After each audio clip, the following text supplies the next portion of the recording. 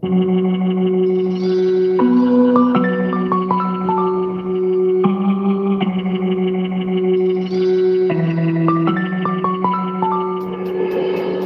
the murdering up. If you gotta bust a cap, then aim it up. If you religious, praise it up. If you gotta get hot, then blaze it up. Other ones who never gave it up. Get the champagne glass and raise it up. Agony was the feeling when I saw his blood spilling. Papa Lippin taking over his tip is why he had to kill him. Now his body's in chalk and no longer could talk, so then the life is lost. Somebody tricked off and the killer was caught, so now his life's his cost. You might get close, so to make a move, these motherfuckers is petrified. All the best to try won't even start, so just bless the rest to die. Is it a test of pride when inside you could, but you know, but you didn't want to pull it? Could it be a motherfucker that you notice on the other side of the bullet? Should it matter now you figure fucking I'ma waste some, it's just a murder for the nation. But some end up locked up, broke up for families and no liberty, motherly erasing. Now in front of me encased in the coffin is a body with people around, sad and froze. Teardrops of rain, but folks didn't really feel the pain until the casket closed. I was drastic shows and the mother threw a frown, even though the gunner was found. Cause it seems like yesterday when he was running around, now we under the ground. Cause they're gonna get down in these streets, even though you pack a piece for heat, these niggas urging the bus. The game ain't the same, so stay away from the curb if you out there serving the mud. And hold all of the murdering up. If you gotta bust a cap, then aim it up. If you religious, praise it up. If you gotta get hot, then blaze it up. Other ones who never gave it up. Get the champagne glass and raise it up. Toast to yourself for surviving in the world is so cool. Hold all of the murdering up. If you gotta bust a cap, then aim it up. If you religious, praise it up. If you gotta get hot, then blaze it up. Other ones who never gave it up. Get the champagne glass and raise it up. Make a toast to yourself for surviving in the world is so cool. Agony was the feeling when I saw his blood pouring. Tragedy makes a man look in the mirror, then I see the stud mourning. As these streets see racist others, it encased a brother. You had enough heart to waste this brother, but could you face his mother? I was faced with other type of problems that had held me back.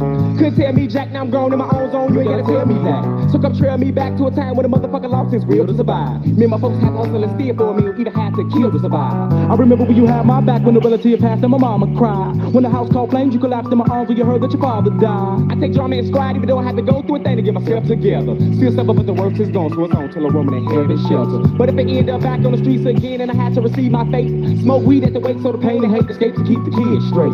Cause you did straight if your seed was seed, long as they keep learning and keep growing up. Right now I'm surviving a place that's full of doubt and about to self-destruct. Hold all of the murdering up. If you gotta bust a cap, then aim it up. If you religious, praise it up. If you gotta get hot, then blaze it up. Other ones who never gave it up. Get the champagne glass and raise it Make up. a toast to yourself for surviving in the world is so cool. Hold all of the murdering up. If you gotta bust a cap, then aim it up. If you religious, praise it up. If you gotta get hot, then blaze it up. Other ones who never gave it up. Get the champagne glass and raise it up. Make a toast to yourself for surviving in the world is so cool. Visualize on invisible eyes how I individualize critical cries of pitiful skies that rain pain upon the ghetto land where the unforgettable die. Subliminal lies, I mean the motherfucker never gon' make it if he knew people to keep it a check soon. Room to the tomb, death is in the next room. If a nigga ever lies in the case and text doom, let's assume another brother wanna laugh at you after he just took a blast at you. You won't have it, you killed them, let go the trigger, try to kick it, but his niggas coming after you, telling you a stranger must be crazy to step into a motherfucker that's dangerous. Cause it's a gang of us, throwing knuckles in the scuffle if we have two things of us. It's cocaine to us, and my brain's the dust. I represent you up there, so I try. Long as I leave my enemy bust, vicinity crush, I don't really give a fuck if I die, so I lie. My people should be glad to survive in the land of the lost.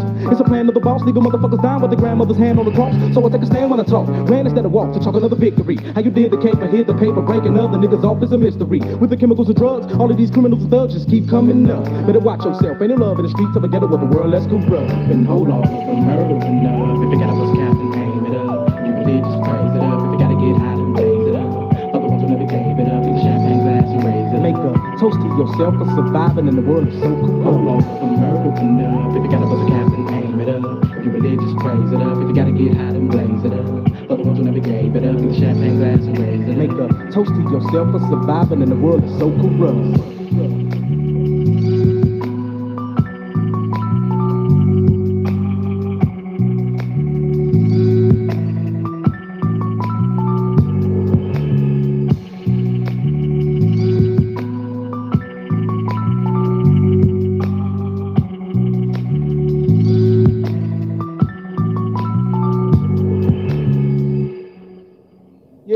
Man, blessings to everybody, man. I appreciate y'all for being up in here. You know, some of y'all already know y'all past your bedtime, but I appreciate you making that sacrifice, man. You know what I mean, to come up there and enjoy this game, man. Thank you, man. I appreciate that. Make sure you hit the like button. Everybody hit the like button, man. Get them likes above 100. Make sure that you share this. Your son, your nephew, you know what I mean, your brother. You know, the young girls out here, they trying to sit up there and come up too. So They in the streets bugging too. So man, send this to your sister, your niece. I don't want nobody to.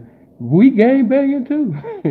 So yeah, send this to the ladies as well, man. But this is mainly, man, for the young fellas, man. You know what I mean? Make sure you get them likes, over 100, man, before I even start. Matter of fact, let me go ahead and until y'all get them likes over 100, man. You already know I ain't gonna start. So I'm gonna play another one, man. After this song, hopefully, man, them likes will be over 100, man. Come on, get people up in here. I told you, man. You know what I mean? YouTube not pushing this content like that. Come on.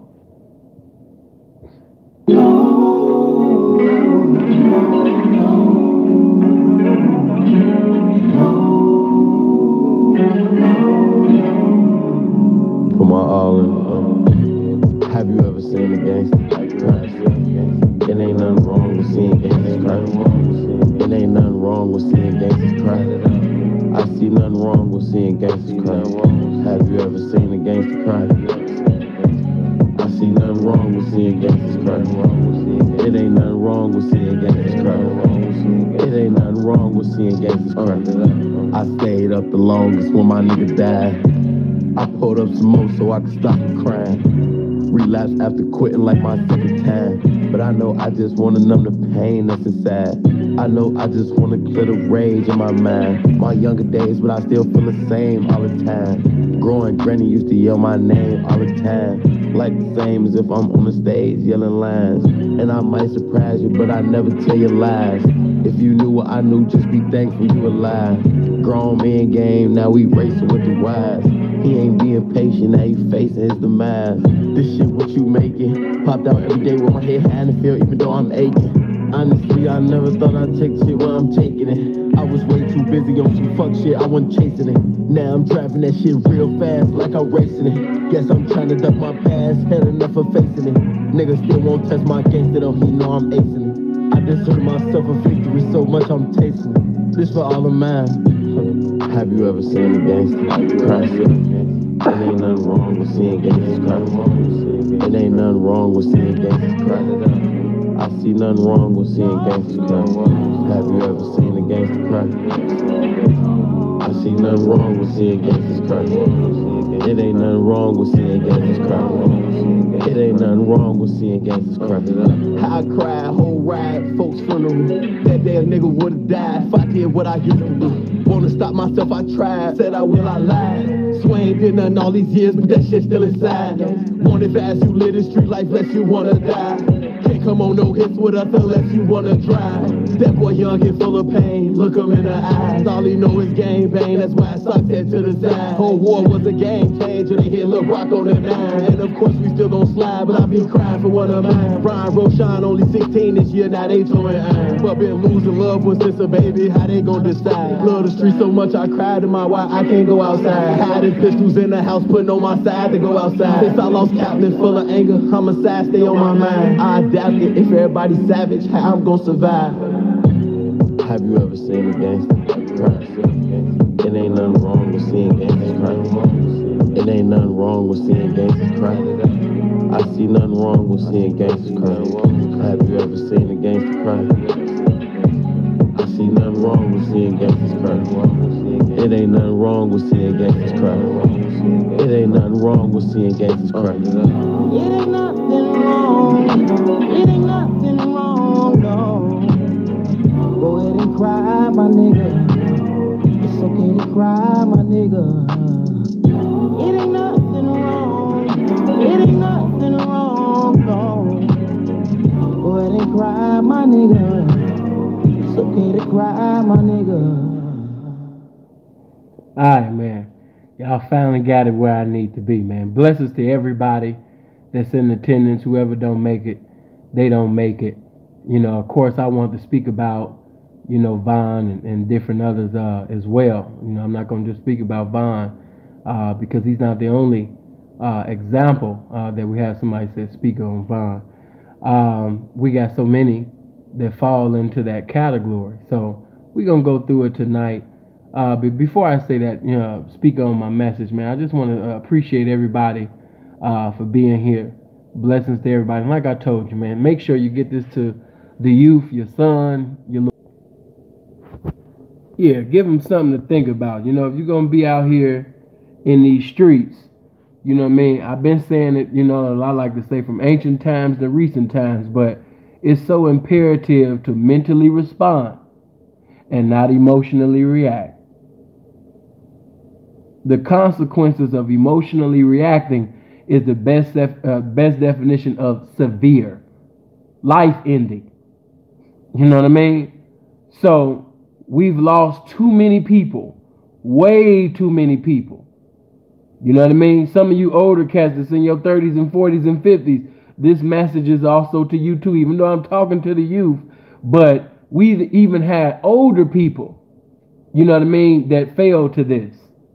So I'm going to show you from a gangster side.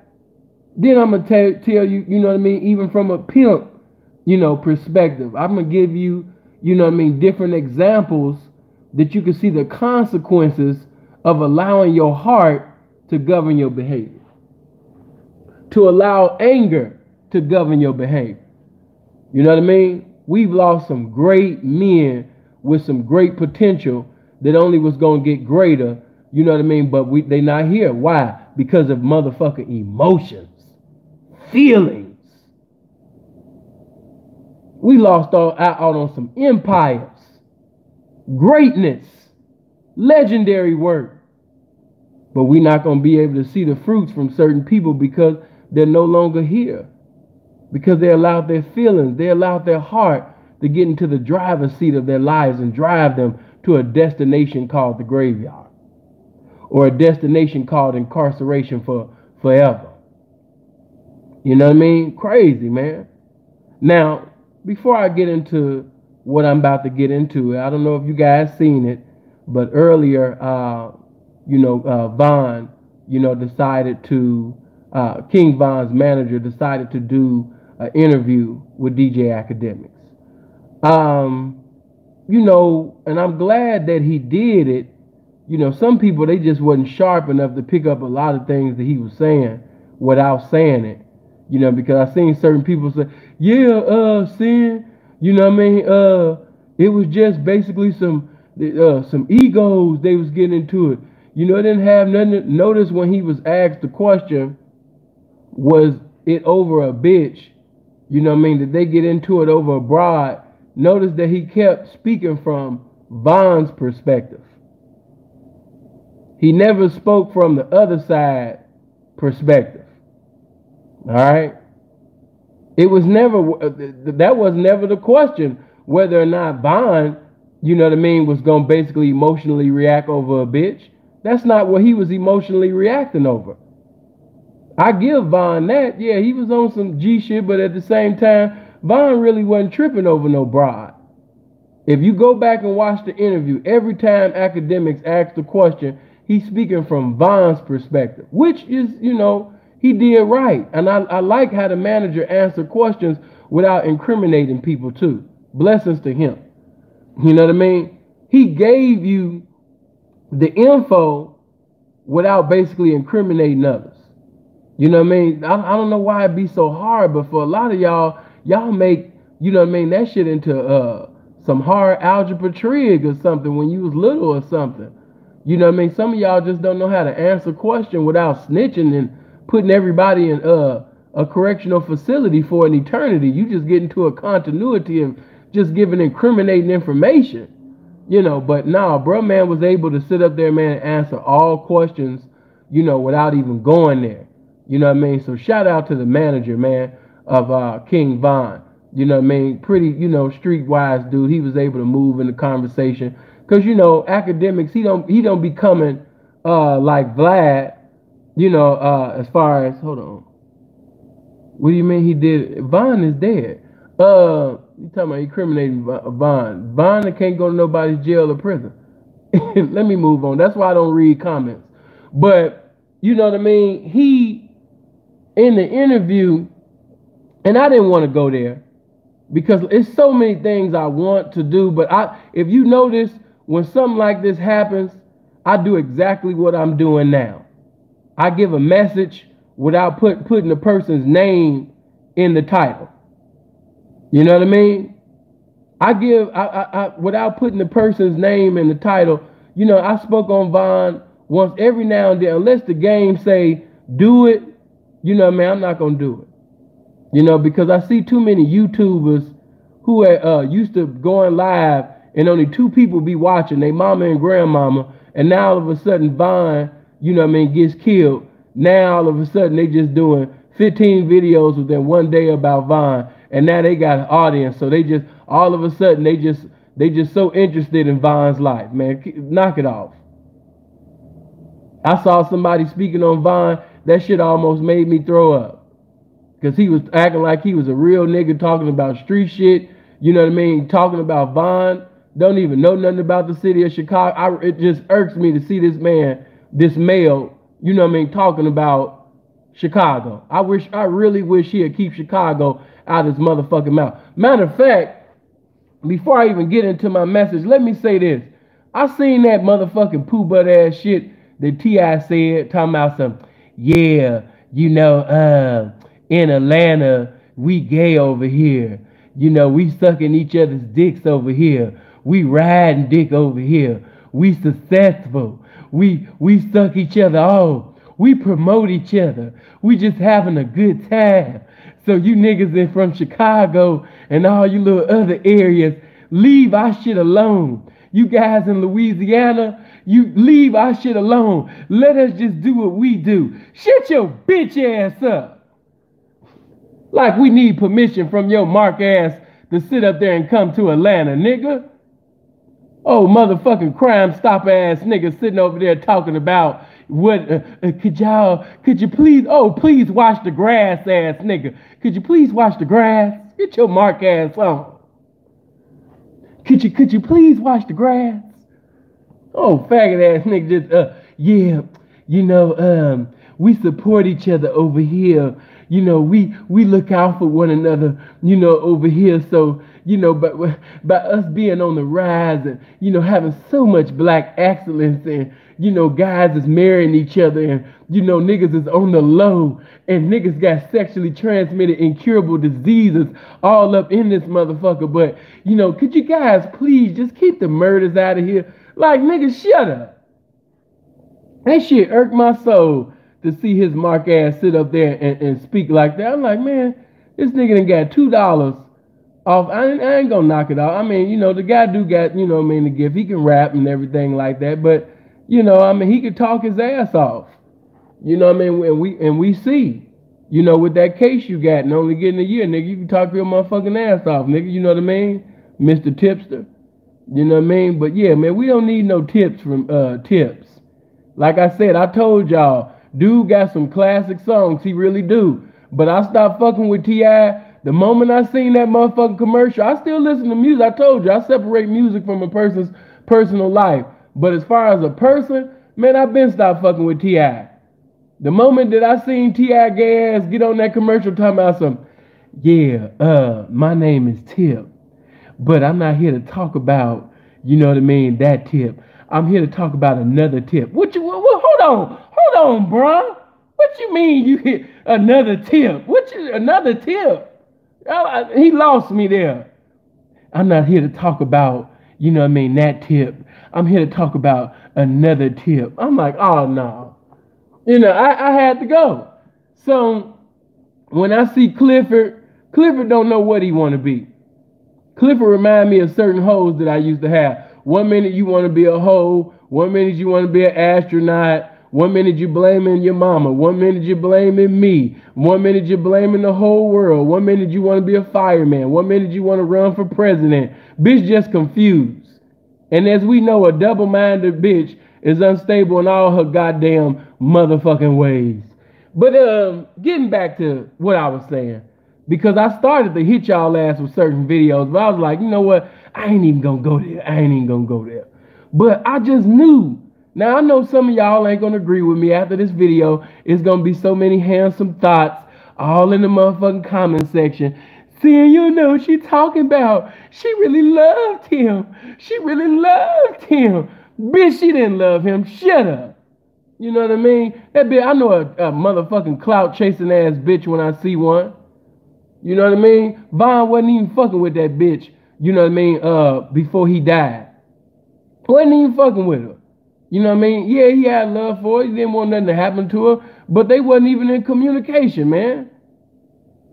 And that's another motherfucking thing. If something happened to me, you know what I mean? If something happened to me, for God forbid, Lord, don't let nothing happen to me. But if something was to transpire with me, yeah, I ain't gonna lie. It's certain hoes that I've had and certain women before the game that if I die, yes, they gonna be very hurt. But you gonna have bitches coming out of nowhere and seeing this was his last text message. And I just think that shit gay as hell. Like, stop pulling up my DMs and shit, bitch. That DM from 2015. That's before I knew you was a punk ass bitch. And you sitting over here grabbing DMs and shit, talking about, yeah, this was Sin's last message, when he was getting at me. And if you look at it, you'll see that old ass date. I don't like that. When people die, people pulling up old DMs and shit. Now, it depends on what was said. Now, if it's something positive, like one message, Vaughn was talking about doing something for the kids. I like that. That was cool. The dude that fucked Black China and was in Rob Kardashian's robe. Yeah, he pulled that shit up. I think his name Ferrari Versace, whatever the fuck his name is, but he a young legend. He sat up there and fucked Black China and was in Rob's robe, just in the bed and shit with his feet motherfucking kicked up. Chicago nigga, right? So he put up Vaughn conversation, and Vaughn sat up there, you understand me, and he was talking about doing things for the children and all of that type of shit. You know what I'm saying? And that's another thing. Before I move on, man, I was so tired. And that's what really irks my soul. Sometimes it don't even be the bitches. It be you mama raised ass, I hate my daddy, but I love my mama ass niggas all in my comment section, just percolating and shashaying and motherfucking pussy popping all in my comment section and shit with that motherfucking soprano ass shit that you niggas be putting in my comment section. Yeah, man, he was a demon. Vaughn was a demon. How could you pray for him? He was a demon. Nigga, if you listen to the prayer, nigga, I never prayed for Vaughn, not once. I was praying for his family. I was praying for the fans. I was praying for, his friends. That's who I was praying for. I didn't pray for the dead not one time. But you had these niggas, with their hand all in their thong, all in my comment section. How could you? He was a demon. He was a walking demon. And why, another thing before I move on, why you bitch ass niggas feel like you got a heaven and hell to put somebody in? I never read that in the scripture. When did God give you guys the permission to send somebody to hell? How you know Vaughn in hell? How you know Vaughn in heaven? And I understand that if he didn't make, a prayer, if he didn't get through to God, I understand if you coming from that perspective. But for an individual to just like put him there, and most of y'all is living ungodly lifestyles yourself. Niggas be homosexuals, niggas be pedophiles, niggas be motherfucking, you understand me, don't be taking care of their kids, and they just all in the comment section like they just righteous and shit, passing judgment. Niggas, sit your bitch ass down. Fuck wrong with y'all? It don't even be the bitches, it be you niggas, man. Just I think he was a demon. How could you pray for him? And I'm like, man, what type of shit is this? Hey man, be a father to your children.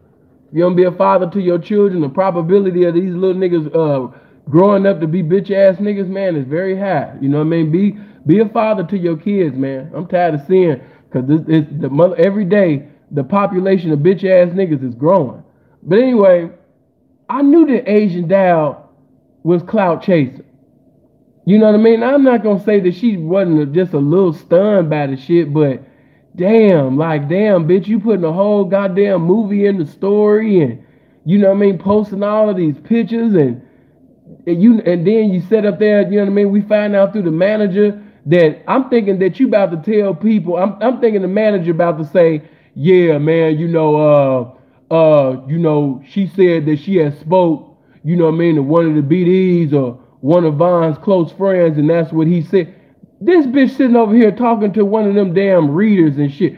This bitch then found Miss Cleo Good looking, bro. Appreciate the 20, man. This bitch done found Miss Cleo, you know what I mean, to talk to Vaughn and shit. Bitch, if you don't get your familiar spirit seeking ass up out of here. Oh, King Saul want to speak to Prophet Samuel ass once again. Bitch, sit your ass down. I'm thinking that this bitch, she talking to some of the BDs that was there or something. And she over here talking to Miss Cleo and shit, asking about Vaughn. That shit happened. That shit vexed the shit out of me. Like, what, are you serious? So, okay, moving on. You know what I mean? I already knew. I just know a clout chasing thought. You know what I mean? When I see one, I just felt the spirit of clout chasing upon this what should I call, upon this harlot. But anyway, moving on.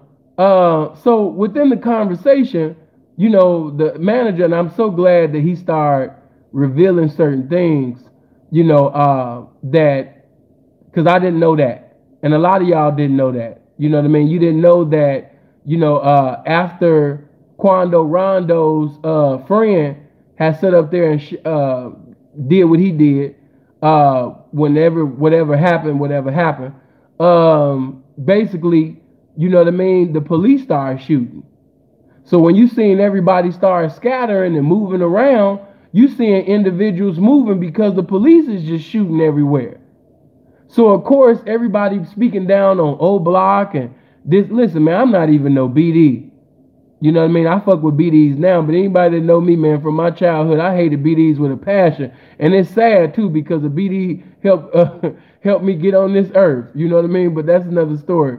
But you know, you know, y'all was just speaking down on Parkway. You just speaking down on O Block could never be the same. Man, it don't look right. Listen, I understand where y'all coming from. I mean, I ain't disregarding that. But at the same time, if you ain't got no gun on you and police is just sitting over there just shooting and shooting and shooting, I want to see, hey, listen, man, let me just keep this shit all the way 100. Don't let these bloggers get y'all deceived. Amen. The Bible been telling you from Genesis to Revelation, be not deceived. Hey, listen, these bloggers and these rappers, they gonna tell you, you know, I wish I was there. I wish I was there. Gun or no gun, I'm coming for the homie. I don't give a fuck if they got guns. If it's 50 niggas outside, I'm coming for the homie though. Bitch ass nigga, you not going nowhere. It's only a few niggas that's gonna ride for they niggas, die with they nigga. You know what I mean? Like that. It's only a few. Please stop it. You know what I mean? It's only a few. So I don't know why, you know what I mean, you guys putting on these Oscar Award performance, you know what I'm saying? And I don't give a fuck if it was 80 niggas outside, you know what I mean? I'm coming. I don't give a fuck about no bullets and shit like that. I came out my mama's womb getting shot. You know what I mean? When I came out my mama's womb, I got shot 8 motherfucking times. I took that shit like a G. Hey, man, listen. Don't let these bloggers, you know what I mean, deceive you. Okay? All they doing is putting on their best Oscar Award performance for the next Tyler Perry movie. Don't get it fucked up. They not with the shits. Stop it. And let me just keep that shit 100. You ain't got no gun. Or even if you do got a gun, when you start just seeing bullets just flying, what's your first thing you gonna do? Nigga, you about to duck. You about to move, nigga. And I'm so glad that he told the story because now that the manager spoke, everybody didn't even know that Vaughn had got hit. Motherfuckers, a lot of motherfuckers didn't know that Vaughn had got shot until Quando Rondo said he got shot. So how we supposed to look at Parkway any different? How? Niggas talking about we'll never see Parkway the same. Okay, go up in Parkway and go tell them niggas that. Walk your motherfucking ass up in Parkway right now and go tell them, hey man, ever since that happened, I don't look at you niggas the same, man. You niggas is bitches. Go ahead up in there. Go see if God be with you. Amen. God delivered Daniel out the lion's den. Let me see if he deliver your bitch ass out of Parkway. Walk your ass up in Parkway and go tell them BDs that. Hey man, ever since that happened, You know what I mean? I've been feeling some type of way. I just came up in here. I'm on this loud ass microphone to just let every nigga up in here know that y'all some bitches and fuck all y'all. Go on there, go see how that work. These YouTubers got y'all food, man. You know what I mean? Stop it. You know what I mean? I don't see the Parkway the same. All right, well, it's gonna be the same bullets then. You know what I mean? Go on up in there and go tell them that then. Hit the like button, man. My like should have been over 300. It's 478 people watching me. Get my likes up, man. It's more people that need to watch this and hear this right now. Get this to the young people. But, you know, I'm so glad that the manager explained things, shown that I didn't even watch because y'all said that Asian Dow had responded. I didn't even care to hear her response, really. You know what I'm saying? Because I already knew. I felt the spirit of cloud chasing. I already knew that you was cloud chasing. You know what I mean? Trying to get your views and shit up. Appreciate that 5, bro. Blessings, man. Oh, okay. And blessings to Star Report, man. Star been sending y'all over here, and I appreciate that, man. Good looking to Star, man. Blessings to that guy. You know what I mean? He be looking out for the game. But you know, I just like that he explained it. I'm thankful that he was compelled to explain. Once again, if you haven't seen the interview with DJ Academics and the manager of King Von, definitely watch the whole interview so you can clearly understand that, you know, all of these idiots on YouTube talking about Lil Durk sacrificed Von. You know, what else did I see? I seen a video where Von is in hell right now, and you know what I mean, Durk is sacrificed. All of this stupid shit. Once again, who gave you a heaven and hell to put somebody in? Now, I will say, unless something miraculous took place and he got to God, I mean, it is what it is. But don't sit up here and be on YouTube prophesying like God then gave you a message, knowing that he ain't been speaking to you. You don't even be speaking to him. And some of y'all be speaking to him, but you know what I mean? God gonna say in the end, depart from me. I don't know you.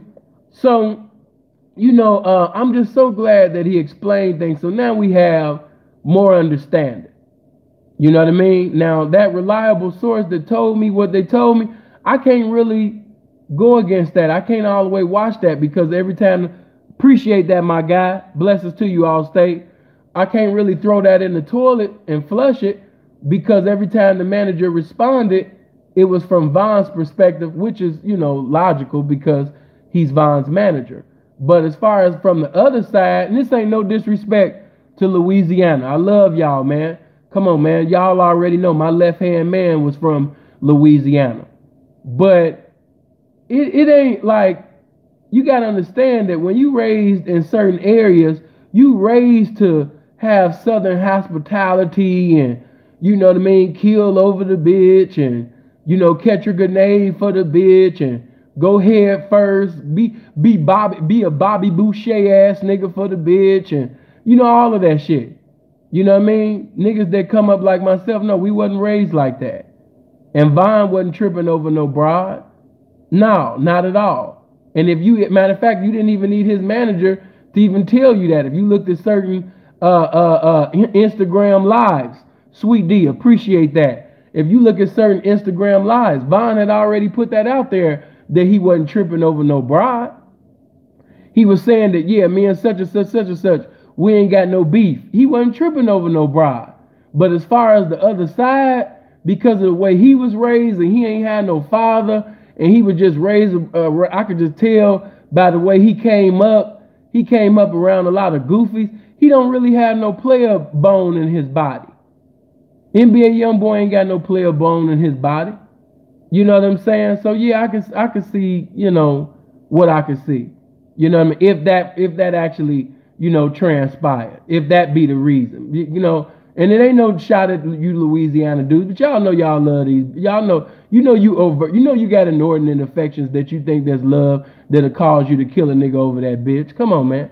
Not saying that it ain't some niggas over there that got a P-bone in their body. That's cool. But nah. You know, most of you niggas is gonna trip you know what I mean, over your bitch desiring to suck another man's dick or fuck on. That's just how you is, man. You know, I understand. You know what I mean? You tender hearted.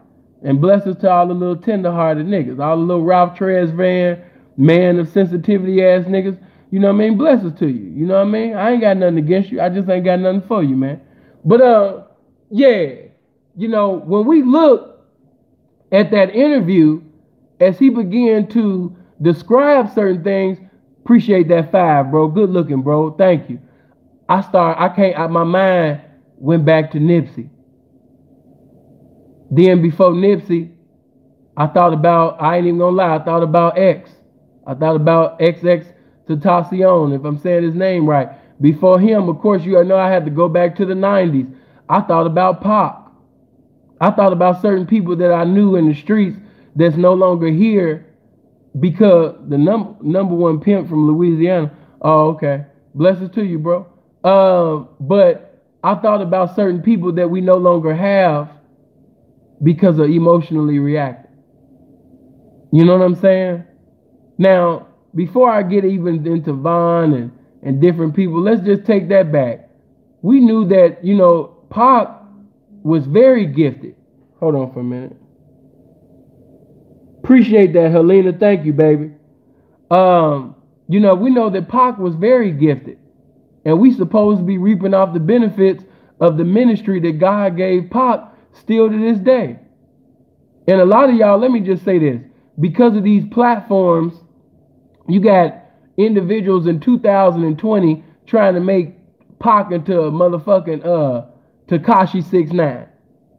And that's not what it was, bro. That's not what it was. Now, do I agree with certain things that Pac did? Hell no. But at the same time, you know what I mean, Pac was one of them individuals that was loyal to you.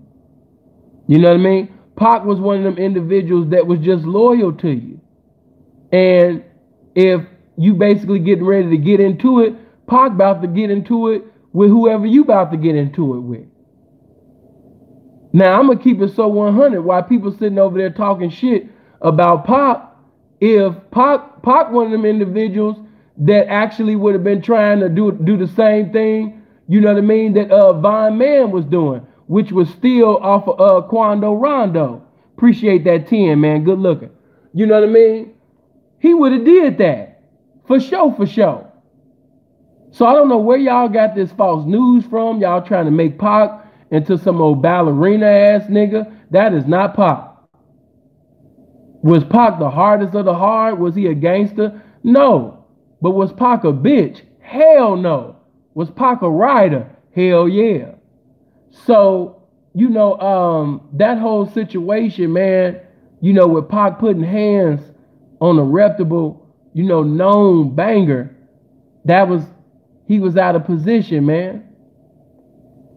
Now, of course, you know, I'm going to give a message and I'm talking to the young people, but some of y'all going to be in the streets regardless. So let me just give you some paint. Let me put some paint where it ain't and say what most can't about some street shit. Hey, man, if we start an organization or we got something going on where, you know what I mean, we pretty much got a family, bro, every family, every organization needs structure. We need structure, bro. We got to have structure. And it make me sad because especially if you knew anything about the old Chicago, about how the old tribes used to carry themselves, man, as the scriptures say, how has the mighty fallen? No structure.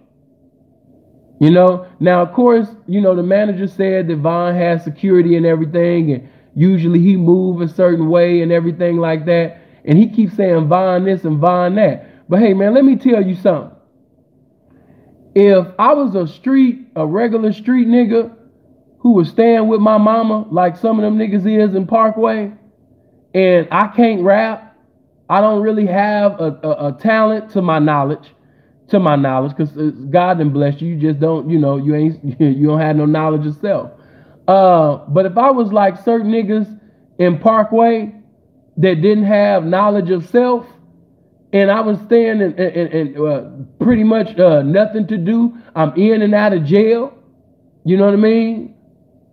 Some of them niggas is over 30 years old, and before Von had came in their life, they ain't never even had $10,000 at one time. Real shit. You know what I mean? Von sat up there and gave niggas like they first, you know what I mean, come up. This is real shit. So I'm just gonna listen, everybody gotta understand their position. That's why teams are not excelling. You have certain individuals that want to play a certain position, but you don't have the capabilities. You know what I mean? Then you got certain people that think a little bit too high of themselves, and that's why they'll never have the championship or success in possession, because they're not in position. They think their position is higher than the one that they have, and it's not. Calm your ass down. So let me say this. You know, if I was in that position where I was around Von, I ain't got, you know what I mean, nothing to do. I've been in and out of jail pretty much all my life. You know what I mean? I'm a known goon. California girl, I appreciate that. Good looking, baby. You know what I mean? I'm a known goon. You know what I mean? Then, listen, and this is just how and anybody that know me, if I'm lying, please cut me off. But anybody that know me, you know what I mean? If that was my lifestyle, because to every lifestyle, I'm faithful to it. And I'm going to do the utmost. But if that was my lifestyle, nigga, I would have been sitting over there watching Von like God, nigga. You know what I mean? I don't care nothing about no bitch shaking her ass right now. Why? Because Von is putting the motherfucking money in my pocket.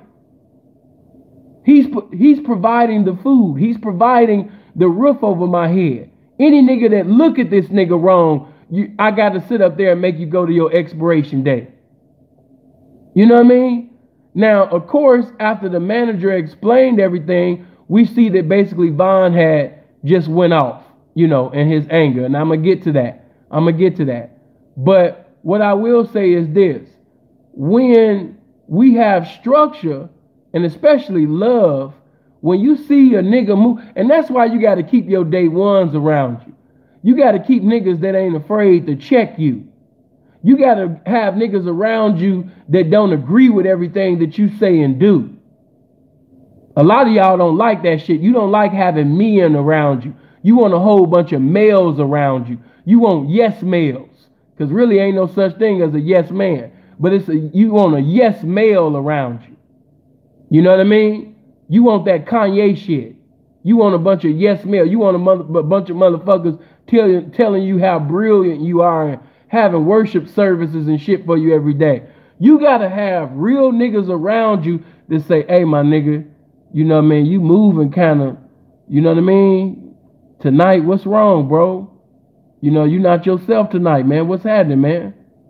Bro, why is we going over there, bro? No, bro, let's go back to the joint, bro. You know what I mean? Bro, let's go, man. Why are we going there? You know what I mean? Or if we going there, man, we all got to come.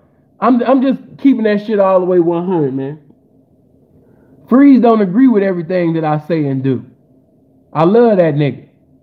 You know what I mean? Me and Freeze that got into some cold arguments, fights, every motherfucking thing like that. That is my brother. Misunderstandings, all of that. He's not going to agree with everything that I say. I fucks with him because he's his own man. I like that. Nice was beyond his own man. That was my nigga. But keep you some real niggas around you that's not going to agree with everything that you say and do, or be scared to say something to you because of your success. You need them type of niggas around you that say, fuck your money. Fuck the chains, the rings, everything that you gave me. My nigga, I'm looking out for your life. You don't understand, bro. You a blessing to the hood, bro. It's beyond it, beyond all of this pussy and jewelry and money and all of that shit, bro. If something happened to you, bro, you gonna hurt the streets. Come on, bro. If something happened to you, that don't just make Parkway look bad. Nigga, that makes Chicago look bad. We gonna have outsiders and out-of-towners and shit speaking on us. And you know we don't see nobody equal or equivalent to us.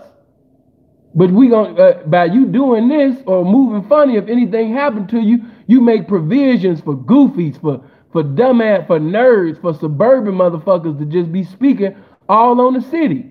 Anybody can be hurt. Anybody could get touched. You know what I mean? You got to have a team. You got to have individuals that's checking you like that. That's going to keep that shit all the way 100. You know what I mean? With you.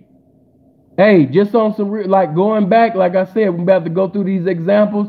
Hey, when you a king, you calling yourself King Von, you can't move like no servant. Oh, let me deal with it. Let me walk tonight. When you calling yourself a king, you got to conduct yourself like a king.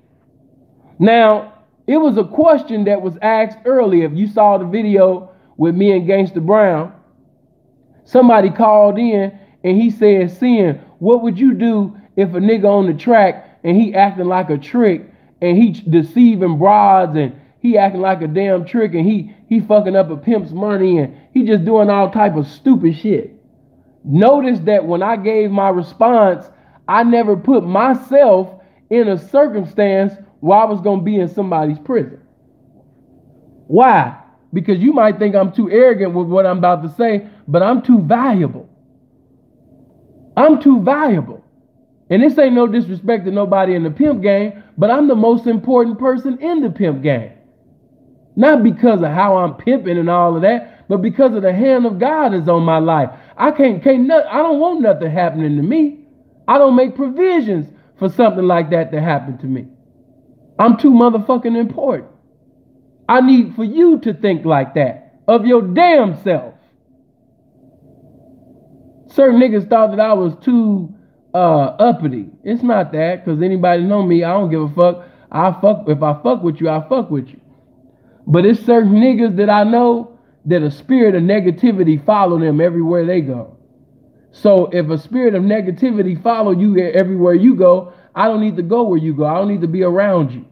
Scripture say, how can two walk together except they be agreed? I'm not in agreement with your spirit. Your spirit is making negativity and death gravitate to you. I don't want to be around you. I'm too important for that. I'm the best definition of important.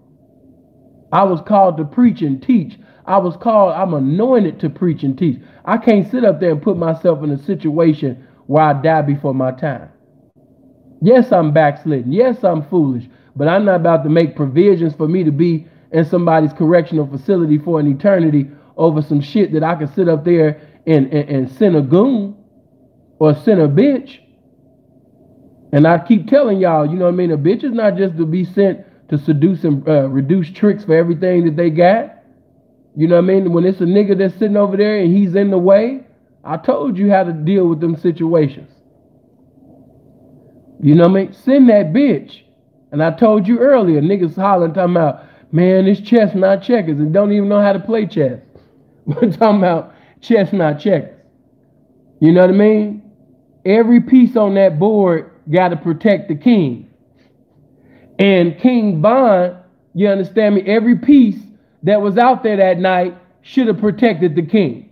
I understand what the manager was saying, you know, but when you got somebody that valuable, when you got somebody that's so profitable, you know what I mean, to the hood, we can't lose you, man, because you've been too good to us. You know what I mean? We can't lose you. You know what I mean? You one of our greatest representations, you know what I mean, that has ever come from here. We can't lose you. And to lose him on some fluke shit. No disrespect, but to lose him to some little Timmy ass nigga that got a gun. Come on, man. That shit is appalling. When you a king, you got to move like a king. You can't allow your heart to get in the driver's seat of your life and make you make a decision that's going to have a lifelong effect.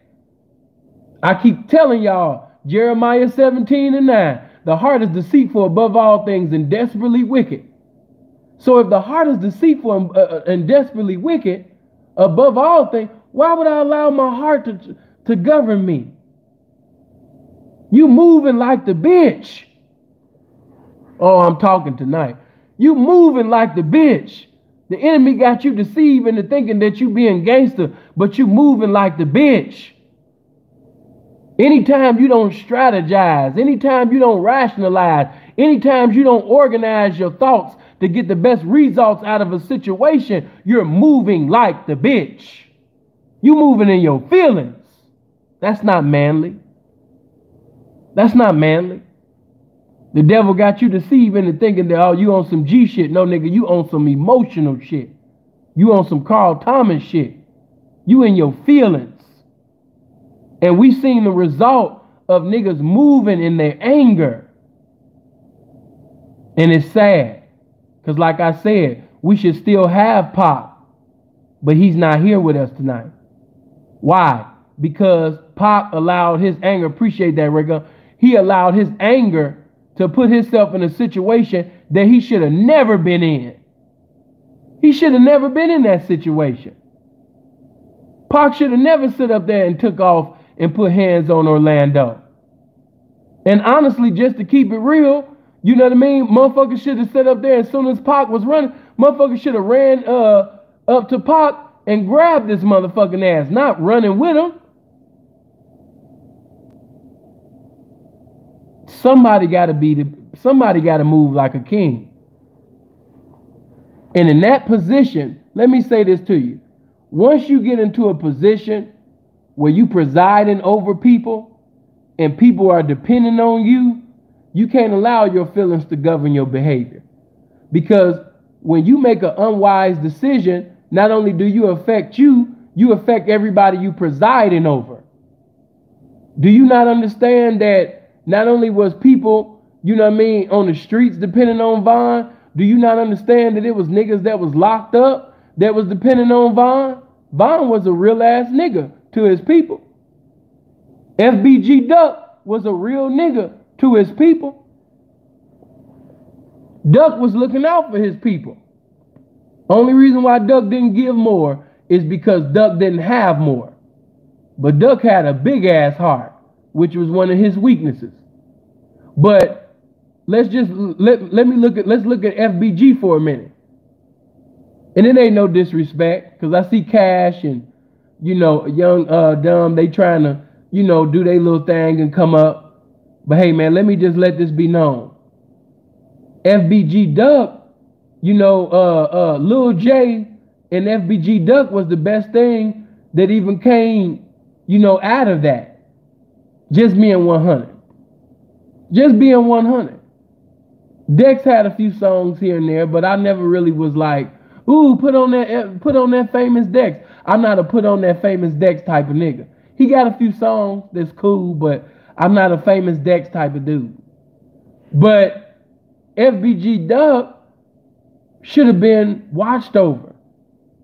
Ain't no way in the world that the best nigga that's a part of y'all team should have been able to even move like that. And then let me just say this. It ain't like you niggas got anything to do. That's another thing that fucks me up. Niggas acting like they got a life and shit. Tony, man, appreciate that. Good looking. Niggas acting like they got a life and shit. You got something better else to do than protect and watch over the motherfucker that's making a way out of no way. That's why I got to give Duck his props. Because they was blackballed.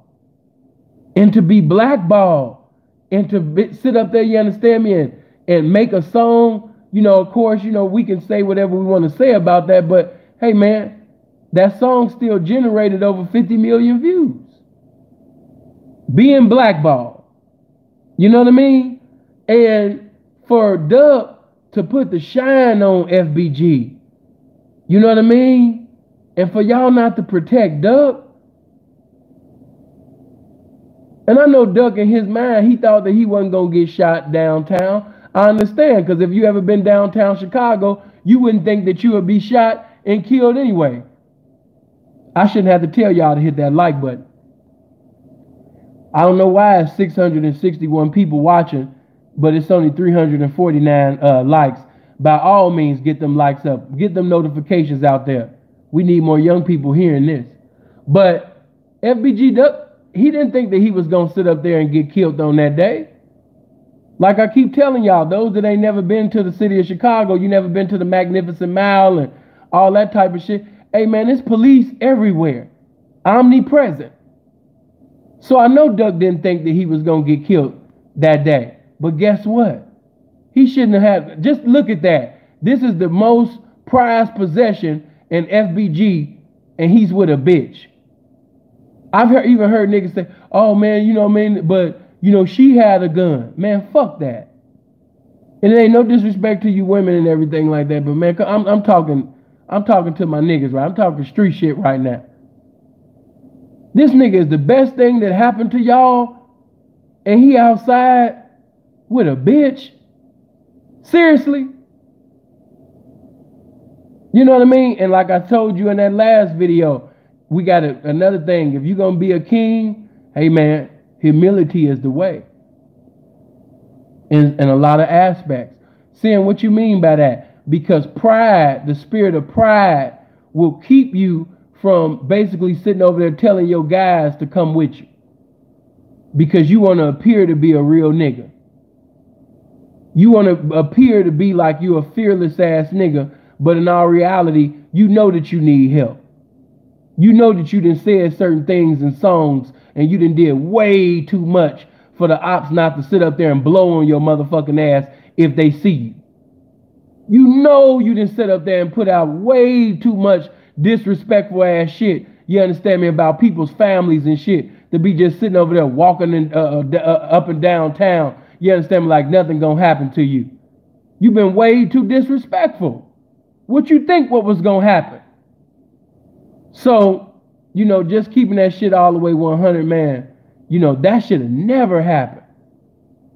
For those of you that's in organizations, gangs, whatever, where you claim that you're in a mob, you know what I mean, tribe, whatever you in, you really need to sit up there and look at these situations and get your game tight. If we got a nigga in our clique, you know what I mean, he putting on for our clique, he putting on for the city, you know what I mean, where and you know, we ain't trying to make it seem like the nigga a slave or something, but hey man, where you going? Okay, yeah, let us go. Come on, let's go. You know what I'm saying? We got to protect the nigga at all costs. Let me just say this, and it only makes sense. Now, of course, you know, the manager, he gave the reason of what happened that night, but I want to tell you that spiritually, that's not why Von, you know what I mean, I told you in that last video, that's not why Von died. You looking at what transpired physically. I'm looking at everything that transpired spiritually. And Von said some things out of his mouth that he ain't had no goddamn business saying. And as a result, you know what I mean, Von is no longer with us. So they can physically, and I appreciate the manager for telling what transpired physically that night, but looking at it from a spiritual aspect, you know, Von had already spoke death, you know what I mean, into existence. He invoked that, you know, and like I keep telling you young people, that ain't my message tonight, but man, watch what you say. All of this, yeah, man, I'm a demon, and nigga, I'm the devil in the flesh, nigga, and nigga, what's happening, nigga, I'm a demon, nigga, woo. Stop claiming that shit, man. You don't even know what you claiming. By you saying that out your mouth, you basically taking on spirits, demonic and satanic spirits that you don't even have to take on to. What are you doing? You're inviting demons and their cousins and you brothers and shit to sit up there and come fellowship inside you when you say this stupid ass shit. Watch your motherfucking mouth. Stop sitting over there just saying anything and everything so you can appear to be like, oh man, this nigga, whoo, this nigga hard as hell. What'd he say? What'd he say? Man, that nigga said he gonna smack God, kick God off the throne, and sit up there and fellowship with the devil and play chess in front of Jesus. Woo! Look how demonic we are today. Niggas ain't even saying nothing profound, but as long as you just say something demonic, people gonna be like, woo, rewind that shit. He gonna get hella views for just being disrespectful to God. He gonna get hella views for just claiming to be satanic. And let me say this, a lot of them niggas ain't even built like that. A lot of niggas don't even believe the shit that they saying out their mouth. They just trying to sell an image to sell some views. They trying to sell an image to get their streams up. So whatever they can say to appear to be this image, that's what they say out of their mouth. You have a few that's authentic and, they truly into the satanic worship. But majority, they just sitting over there just talking, man. Just to be talking.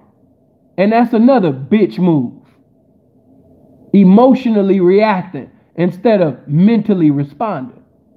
Let me talk to you men. I'm getting away from just the gangster shit. Hey, as a man, you're going to lose out on some great opportunities. You're going to lose out on some great currency. I'm even taking a step further, get it even with the women with you. You're going to lose out on a lot of great pussy. You're going to lose out on a lot of great things in life, man. Emotionally reacting. Some of y'all going to turn relationships into battleships. Friendships into battleships for emotionally reacting instead of mentally responding. God gave you your mind to think with, not your heart. What you thinking with that for? That's for the bench. And I understand for a lot of you, you didn't have a father in the house. So by you not having a father in the house, whenever a woman say something to you and, a woman can sit up there and say something to you and you emotionally react just like her. And now the woman then sit up there, you understand me, and raised her voice, or maybe she said something that was contrary to what you want to hear. And now you done put your hands on her to the point where you done almost pretty much killed her. And then some guys have actually killed. Let's get into it. Let's walk through some of these examples. Not going to call no names, but some of y'all in the game already know who I'm talking about. There was a P one time in Southern California. And he had got into it with his bitch. And he just overtly overdid it that night. And he got so in his damn feelings with his bitch that he emotionally reacted like a bitch. And that's why he's locked up and fucked up right now. That's why he doesn't have his liberty in society right now. Because he allowed his feelings, his heart, he allowed himself to be a little boy. He allowed the words of a woman to be that big to him that it stopped him from being a damn man. Well, maybe he wasn't a man. Maybe he was just a male. He allowed the words of this broad to be that big where he didn't sit up there, you understand me, and now he's serving a life sentence and he's going to spend the rest of his existence in prison. Emotionally reacting. Young man, God called you to mentally respond. A woman's words shouldn't even be that big to you, shouldn't even be that important to you where you didn't sit up there and killed her. You got guys right now who have killed their wives, killed their girlfriends, and they are walking the yard right now simply because they could not control their emotions. And I'm going to take it a step further. And I've been saying it. Some of y'all is hiding behind this pimping. And you deceiving people into thinking that you a masher and you mashing on a bitch. But in reality, some of y'all got mama issues. Some of you don't love your mama. Some of you got hatred towards your mama. And because you got hatred towards your mama, you take it out on every female or every woman that you come in contact with because you still in your feelings about what your mama allowed to happen to you or what your mama did to you or what your mama said to you. You still in your feelings about that shit. So you put your hands on every woman and female that you come in contact with. You got mama issues. You really want to put your hands on your mama. And you using, you know what I mean, your girlfriend or your wife or your hoe or your bitch, whatever, to put in the stead of your mama. You still angry at your mama. But guess what? You about to sit up there, you understand me, one day, if you don't allow this message to be a blessing to you and be delivered from that demonic spirit that got you bound, you're going to be in prison for sitting over there allowing yourself to emotionally react and put your hands on your woman. Because some of y'all that went too far. Beating on her like she's some man and all of that type of shit. Come on, man. Now I know that sometimes these bras, they'll get out of hand and they say things they ain't got no business saying. But come on, man. Beating on this woman, you know what I mean? Like she's a grown-ass man and all. No. Balling your fists up and all. No. You doing too much. You got mama issues. And you trying to make it street shit. I can't stand a nigga that got flaws, that can't admit the F's on his report card, and he want to cover it up with gangster shit, G shit, street shit, pimp shit. No, nigga. You just basically doing some lame shit. You doing some contrary shit. You doing some emotional shit. That's what you doing. You in your feelings. Get them likes up. I told you. 712 people watching. Get them likes up. More people need to hear this. I don't know why you ain't hitting the like button with all of this motherfucking fire that's proceeding from my mouth. You should have been hit that like button. Them likes should be matching the people that's in here. And if you're not subscribed, make sure your Boston baked bean head ass hit the subscribe and bell button. But check it out though. We have so many individuals in the game. And this one individual I actually thought about bringing on the platform because he really used to do some amazing pimping. But let me tell you why I never brought him on my platform. In Chicago, this man was checking millions, okay? A lot of them guys that y'all be looking up to, they was never on this guy's level, just being 100 financially. They wasn't. But the reason why, individuals like myself, we don't look at him the way he want to be looked upon is because he emotionally reacted one day. And it fucked up his whole life. It fucked up his reputation. It fucked up everything. And he's been messed up ever since. So I want to tell you about somebody who was actually having it their way. He was presiding over escort services. He had, different little broads. But he had this one main broad that was a thief. So this broad that he had been having for years that was a cold thief, she was known for stealing Rolexes. She used to get other watches, but she used to get some big Rolexes in the city of Chicago. Bitch was stealing like no tomorrow. She was a fucking golden glove. She was stealing like her life depended on it. You know what I mean? And he was getting rich like a motherfucker, man, with them getting them watches, and he was really checking it like the house was on fire, man. And one particular night while she was with a client, now prior to that, let me say this. Let me give you the backstory. Sometimes these guys and sometimes these broads, they start deviating, just like different, gangsters, and y'all start deviating from what you originally used to do that had you on top. So now that you deviating from the things that made you great in your endeavors, now you made yourself, a victim. Now you about to meet your demise. Seeing what you talking about. Yeah, she started, doing a little drugs. She started sniffing. And at that time, now damn near all the pimps and hoes was, doing cocaine and things like that. It was real popular during this particular era. So, she had did a few lines. So she wasn't at her best. And I think she was doing some other shit too, but she wasn't on her best this night. And this night that she had stole, or attempted to steal from this one trick, he was a little more alert. Well, a lot more alert than she was on that night. And he caught her in the act of endeavoring to steal from him. And as soon as basically he became aware that she was trying to steal from him, he started beating the hell out that broad. And he beat the hell out that broad to the point where she died.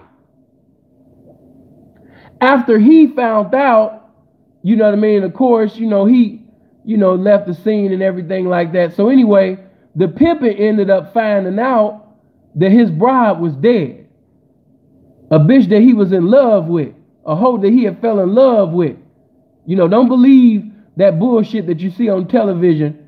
That's the wrong definition and vision. And definitely the wrong depiction about this lifestyle, right? You know what I mean? Pimps do have love for hoes. Hoes do have love for pimps. Don't let these rap songs and all of this human trafficking bullshit and all that deceive you. Pimps are not human traffickers, and human traffickers could never be pimps. That's another subject. But you know, the bride ended up dying. The pimpin' found out that his bride, his bottom, his baby was dead. And instead of him getting in touch with certain Blackstones that he was cool with at this time and putting them up on game, you know what I mean, so they could handle this demonstration, he emotionally reacted and he called the police himself. And when he called the police himself, they came to his mansion. Because that's what I didn't tell you. This particular pimp was doing it so big, you know what I mean, at one time he was staying on Lakeshore Drive. If you ain't from the city of Chicago, you wouldn't even understand. But yeah, he was staying on Lakeshore Drive. Another matter of fact, before Oprah got big, at one time he was actually staying 3 houses down from Oprah. Real story. He got the pictures and everything. He got pictures with Oprah. So he emotionally reacted and called the police himself.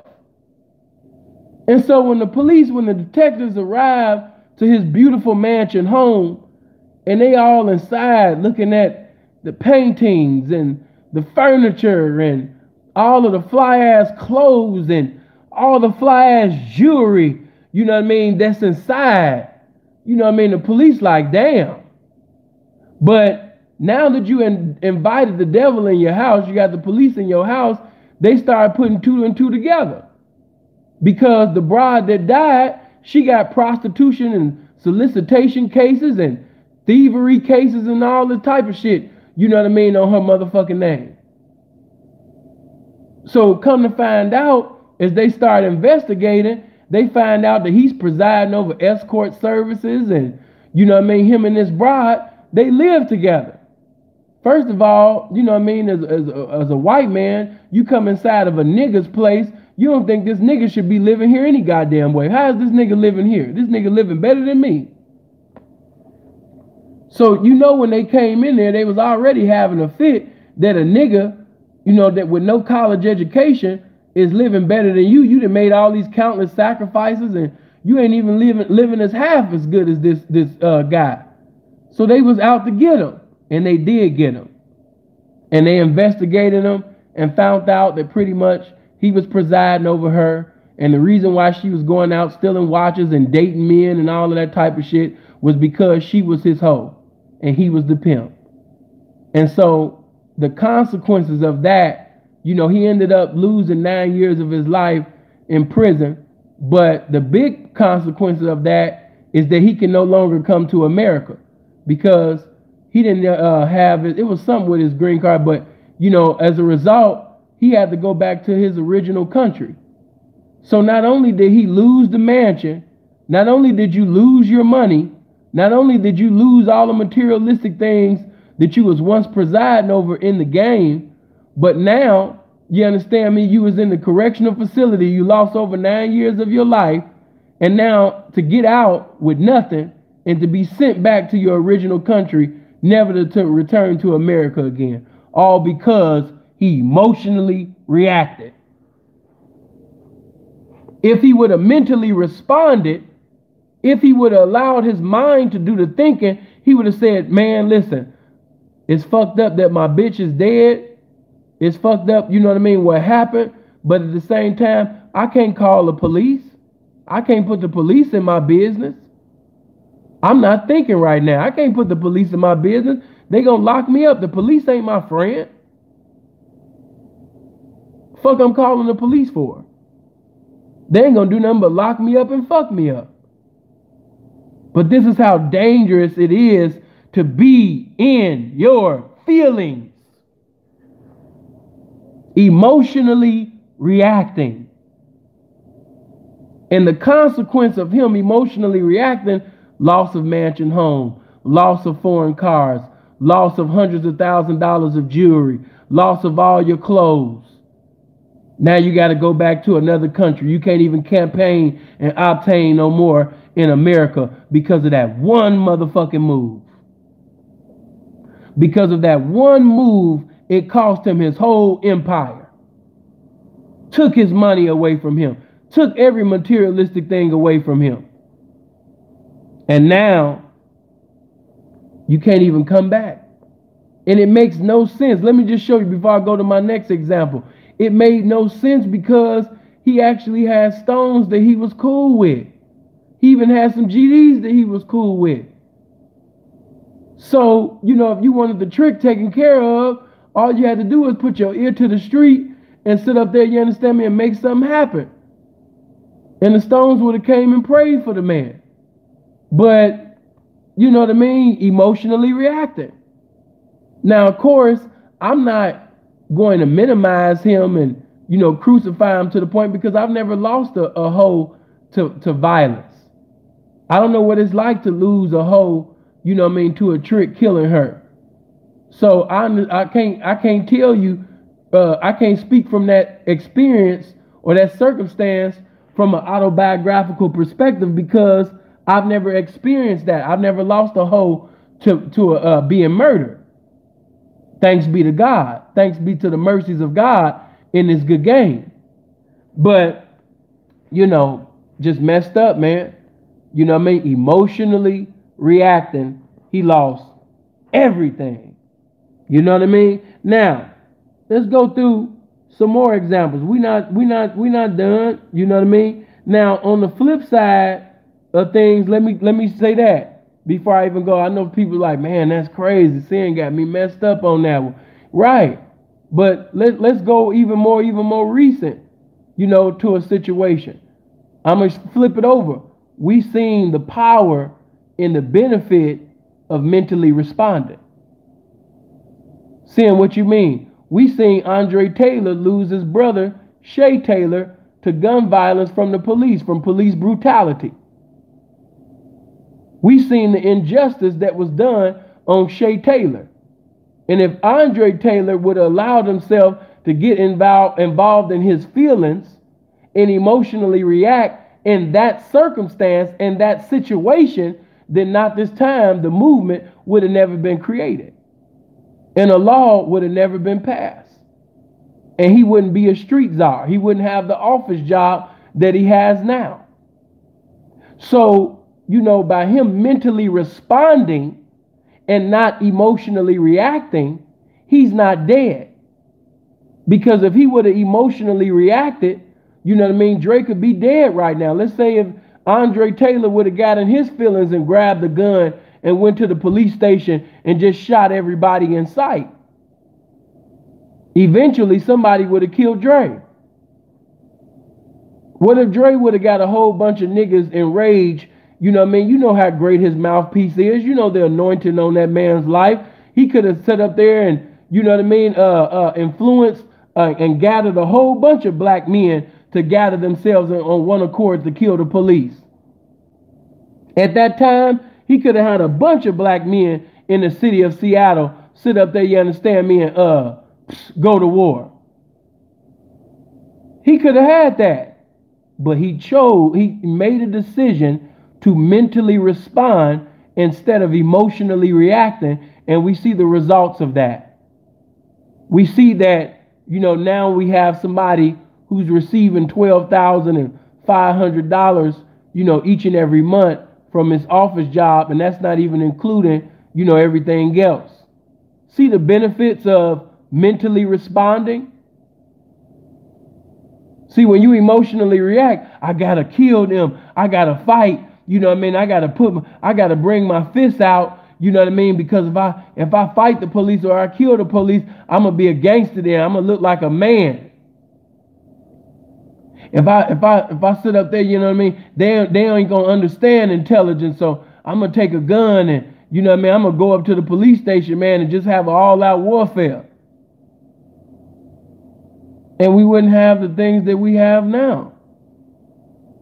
So, in every circumstance, please strive to mentally respond and not emotionally react. In that King Von situation, Von had his mind already made up. He already had everything set up already. Everything that Von did that night was already premeditated. And that's fucked up. They could go Street News TV, man. Shout out to bro. Y'all make sure y'all go to his channel and subscribe and hit the bell over there. One of our best representations from the city of Chicago, really giving some good uncommon information and making some good, putting the spotlight on good representation that come out the city of Chicago, man. Blessings to bro. You know what I mean? He deserves all the love, all the acknowledgement, all the attention, all of that. Street News TV. Y'all make sure y'all check him out. But let me say that everything that he did was already premeditated. He had already premeditated what he was going to do. You know what I mean? If I see this nigga, that's what I'm going to do. I'm going to do this. I'm going to do that when I see him. Now, watch this. Now, let me put myself in Von's situation. If I want to beat a nigga ass, you know what I mean? Because I done made my mind up, you know what I mean? I want to fight this nigga. I'm going to embarrass this nigga when I see him. I'm going to knock the furniture out of his mouth. I'm going to do this. I'm going to embarrass him, right? But see, when the emotionally reacting part comes in, is you didn't even take out the time to consider who's with him. Who's with him? You see, you thinking about him, but you're not thinking about who's with him. Who's his entourage? Who's gonna shoot? You're not thinking that far. Cause you just like, man, when I see that nigga, man, I'm gonna just sit up there, man, and do this and I'm gonna go do that. You know what I mean? But you didn't think about, damn, you know what I mean? Who gonna be with him though? Yeah, you might beat his ass, but who's with him that's not gonna tolerate you beating his ass? And hold on.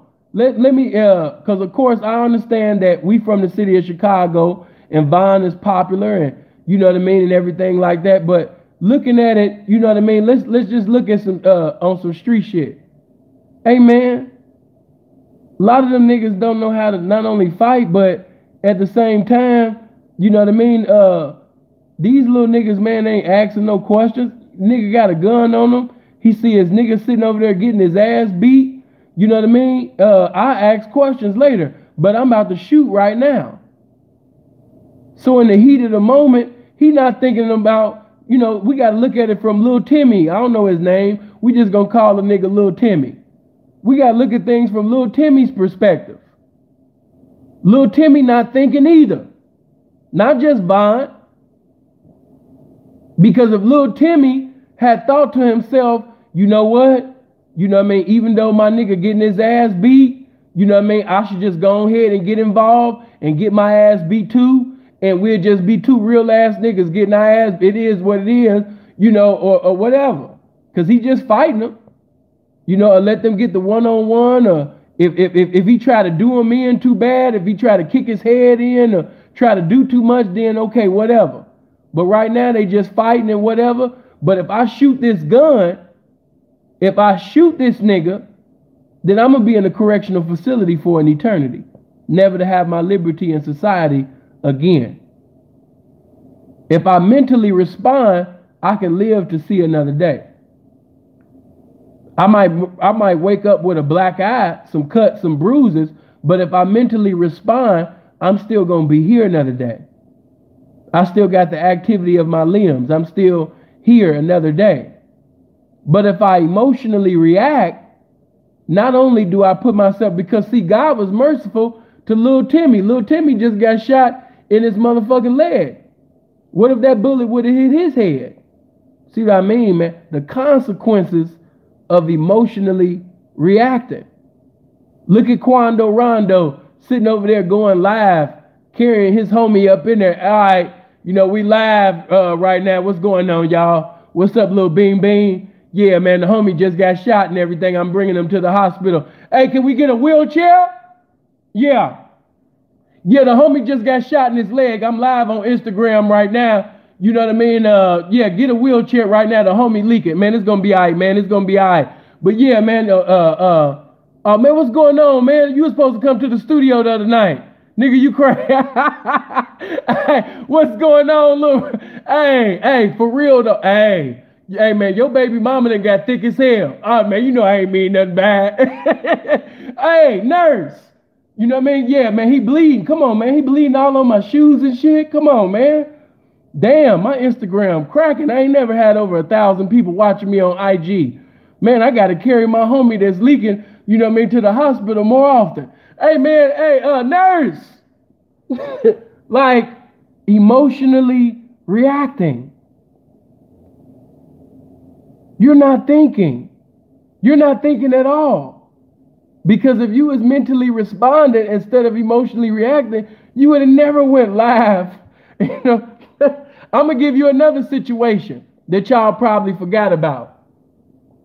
But that remind me of the time when, and bless his soul, you know what I mean, the legend, because we know if Zach TV was still alive, he would have been, if Zach TV was still alive, I think bro would have been, especially with everybody being at the house for 2020, Zach TV would have definitely been over 500, 600 subscribers. I mean, 500, 600,000 subscribers or something like that. Something crazy like that on his way to that meal ticket. You know? But when Zach got killed, and that was fucked up, but the nigga that they was blaming that said, hey, you set Zach up, we see this nigga go right into the police station. You got to be the dumbest nigga on earth. Everybody keeps saying, if you a real street nigga, if you ain't no real street nigga. No, nigga, if you just had a lick of common sense, what nigga does this? What part of, no, niggas be like, what part of the game? No, nigga, what part of common sense is this? They sitting over there blaming you for this, and your solution, you know, I know what I do. I just go to the police station. Let me just go to the police station and holler at them right quick. Man, we got some dumbass people. Sinful can't sugarcoat nothing, man. We just got some dumbass people. You know what I mean? Let me go ahead to the police station and shit. See if I can straighten things out. Talk to these people up in here right quick. See what's happening. You know what I mean? To holler at them, man, and see, let them get my side of the story. What be wrong with y'all? You know, but hey, man, I guess common sense ain't. I guess it can't be. It can't be. It can't be. You know what I mean? Where you about to go, Joe? Oh man, you know what I mean, man? They sitting over here saying a bunch of shit that ain't true, man. Where you going? Oh man, I'm just about to go up in the police station right quick, man, to get in my side of the story. Yeah, man, you know what I mean? They got that side. I just want to tell mine. My nigga, you about to do some snitching? No, I just want to get my side of the story. They need to hear my side. That's all. I ain't about to snitch, though. I'm just about to sit down with them and just give them my perspective. We got some dumb... Listen, I'm just going to tell you guys like this. Some of you guys are not smart enough to be in the street. You're not. The devil got you deceived into thinking that you're a gangster. And you're not smart enough to be a gangster. Some of y'all think I'm a pimp. You're not smart enough to be no pimp. Some of y'all really need to go get a CDL, get your job, get you a nice wife, and settle the fuck down. Why you want to be in the street? Why you can't just work at JB Hunt? Motherfuckers is getting paid at JB Hunt. Get your CDL, man. Niggas want to be pimps. Niggas want to be gangsters. Niggas want to be in the street. I don't know if they told you, but my nigga, some of the prerequisites that you gotta have to fulfill is gonna require some intelligence. And if you're not a fast thinker, if you don't have common sense, the streets ain't for you. Leave them streets alone. Leave them motherfucking streets alone. Leave them streets alone. Please, I'm begging you, leave the streets alone.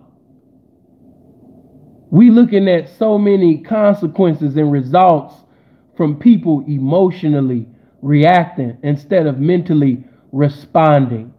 All right? I'm even take you to, I've given you examples in carnality. I'm going to give you some more examples in carnality. But let me even talk to my spiritual folks for a little minute. There was an evangelist. She still preaches and teaches. She go by the name of Evangelist Juanita Bynum. And Juanita Bynum was a televangelist that was real popular and ended up getting married to this bishop. I don't know what they was arguing about, but I know that whatever they was arguing about within that parking lot, it shouldn't have been that great of an argument to provoke the bishop to lay hands and start beating the shit out of Juanita Bynum in that parking lot. Her own husband, who was a bishop, started beating the prophetess evangelist ass in the motherfucking parking lot. So I'm showing you the consequences of emotionally reacting on all sides, because ever since he did that move, his ministry has been hurt greatly. He lost so many supporters. He lost so much money. On the spiritual side, you lost so many souls to minister to because you allowed yourself to emotionally react. I was told why he emotionally react, but I don't know if it was irrefutable. And honestly, I wouldn't care. Yeah, so what if your wife is having sex with a minister and everything like that? You don't be snapping and putting your hands on your wife, who's a minister also, in a parking lot. Ever since that incident has happened, that hurt his ministry. He has not been the same ever since. You know what I mean? You cannot allow your feelings, young man, to govern your behavior, your body, your spirit. As a man thinketh, so he is. So if you allow your heart to become the control center of your body, you're predestined for a bad situation. You're predestined for incarceration. You're predestined for failure, because you have allowed your heart to govern your behavior. You're moving like the bitch. Matter of fact, that ain't nothing but the game. I had totally forgot about that. I'm not even... Not too long ago, you know, SN TV, you know what I mean? He had got into it. I'm not going to call his name, but he had got into it with this dude. This one dude was just all in his feelings because SN TV wouldn't put him on Street Legends. All because SN TV wouldn't sit up there and acknowledge this dude and make a video about him. This dude was all in his feelings. You sitting over there going back and forth with another man. You ready to sit up there and criticize another man because he won't put the spotlight on you and acknowledge you on his platform. You look crazy. And like I said, I ain't going to mention his name because I don't want to give him no clout. But you know what I mean? I watched that video and it just didn't even make sense to me. I was like, whoa, are you really upset at another man because he won't make a video about you? This is high-key homosexual. This ain't even low-key. This is upper echelon high-key homosexual. You actually upset it. You want to fight another man. You want to get into it with another man because he won't acknowledge you. Emotionally reacting. You know what I mean? I don't know where that just came from. It just be the game just putting thoughts in my head. Hey, listen. Emotionally reacting has affected people so much that you had certain individuals that actually catch cases together. And because they was in their feelings, you know what I mean, they deceive into thinking that they co-defendant is snitching on them. And now, you understand me, them detectives, everybody is able to, the prosecutor, they able to sit up there, you understand, people are able to manipulate you into thinking that your co-defendant said this and that, and your co-defendant ain't said shit. But you thinking that, you know what I mean, your co-defendant is snitching on you, you know what I mean, because you in your feelings, right? You're not mentally responding. It's imperative to mentally respond at all times. Emotionally reacting will have you thinking that this nigga said this and he ain't said or did a damn thing. It's individuals right now, you know what I mean, they was able to manipulate them into saying things they ain't had no goddamn business saying, all because they got manipulated into thinking that they co-defendant was snitching on them. Emotionally reacting. You know what I mean? Man, you know what I mean? Damn, man, that's fucked up, man. On me, man. You know what I mean? Damn, man, why my niggas ain't... And then let me... I'm speaking because, you know, jail niggas and prison niggas be listening to me too. let me sit up there and preach to y'all for a little bit. You know what I mean? I understand because I've been there. I've been in prison before. So I understand that you feel like you dead to the world. Man, ain't nobody picking up the phone, man. Niggas ain't sitting over there, you understand me, thinking about me. You know what I mean? Niggas ain't standing on business. Niggas ain't sitting over there looking out, man. All the countless sacrifices that I made for niggas and shit, and they didn't sit up there and look out for me. Man, fuck these niggas, man. On everything I love. When I get out, I ain't looking out for nobody, man. I ain't looking out for my family. I ain't looking out for my kids. I ain't looking out for my friends. I ain't looking out for God. I ain't looking out for nobody, man. Ain't nobody look out for me when I was locked up. Fuck everybody on everything I love. On my great-great-grandmother that I didn't even know. You know what I mean? On everything. Emotions will have you looking stupid. Emotions make you forget that life still continues without you. Emotions will have, I've seen different Crips and Bloods sit up there and get mad and upset because they mama. Now listen. Now let's look at this. Don't laugh. I know all y'all like to laugh and shit, but seeing being real right now. I've seen Crips and Bloods get upset in prison, you know what I mean, mad as hell because they mama ain't put no money on their books. Not that she hasn't put money on their books in times past, but this week mama came up a little short because her money ain't right this week. Mama's got bills to pay, or she had to sit up there and make sacrifices for her other children. So she wasn't able to send that $50 or that $100, you know what I mean, this time. And I've seen grown-ass motherfucking men in their late 20s and early 30s sit up there and throw temper tantrums and shit, all because they mama ain't put no money on their motherfucking books this week. Not because she ain't did it before, but because she couldn't look out this week. I've seen it. Feelings really, I've seen niggas get into their feelings and they ain't no different than bitches. You niggas that's ever been locked up or you niggas that's locked up, you know exactly what I'm talking about. I've seen bitches inside of niggas' bodies.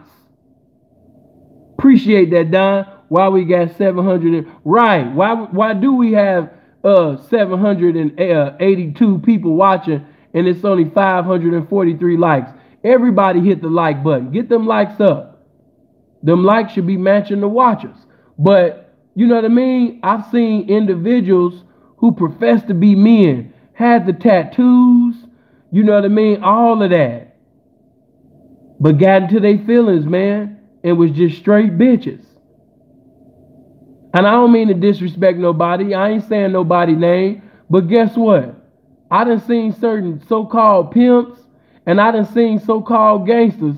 Once that time was announced by that judge, I've seen niggas sit up there, you understand me, and man, just cry.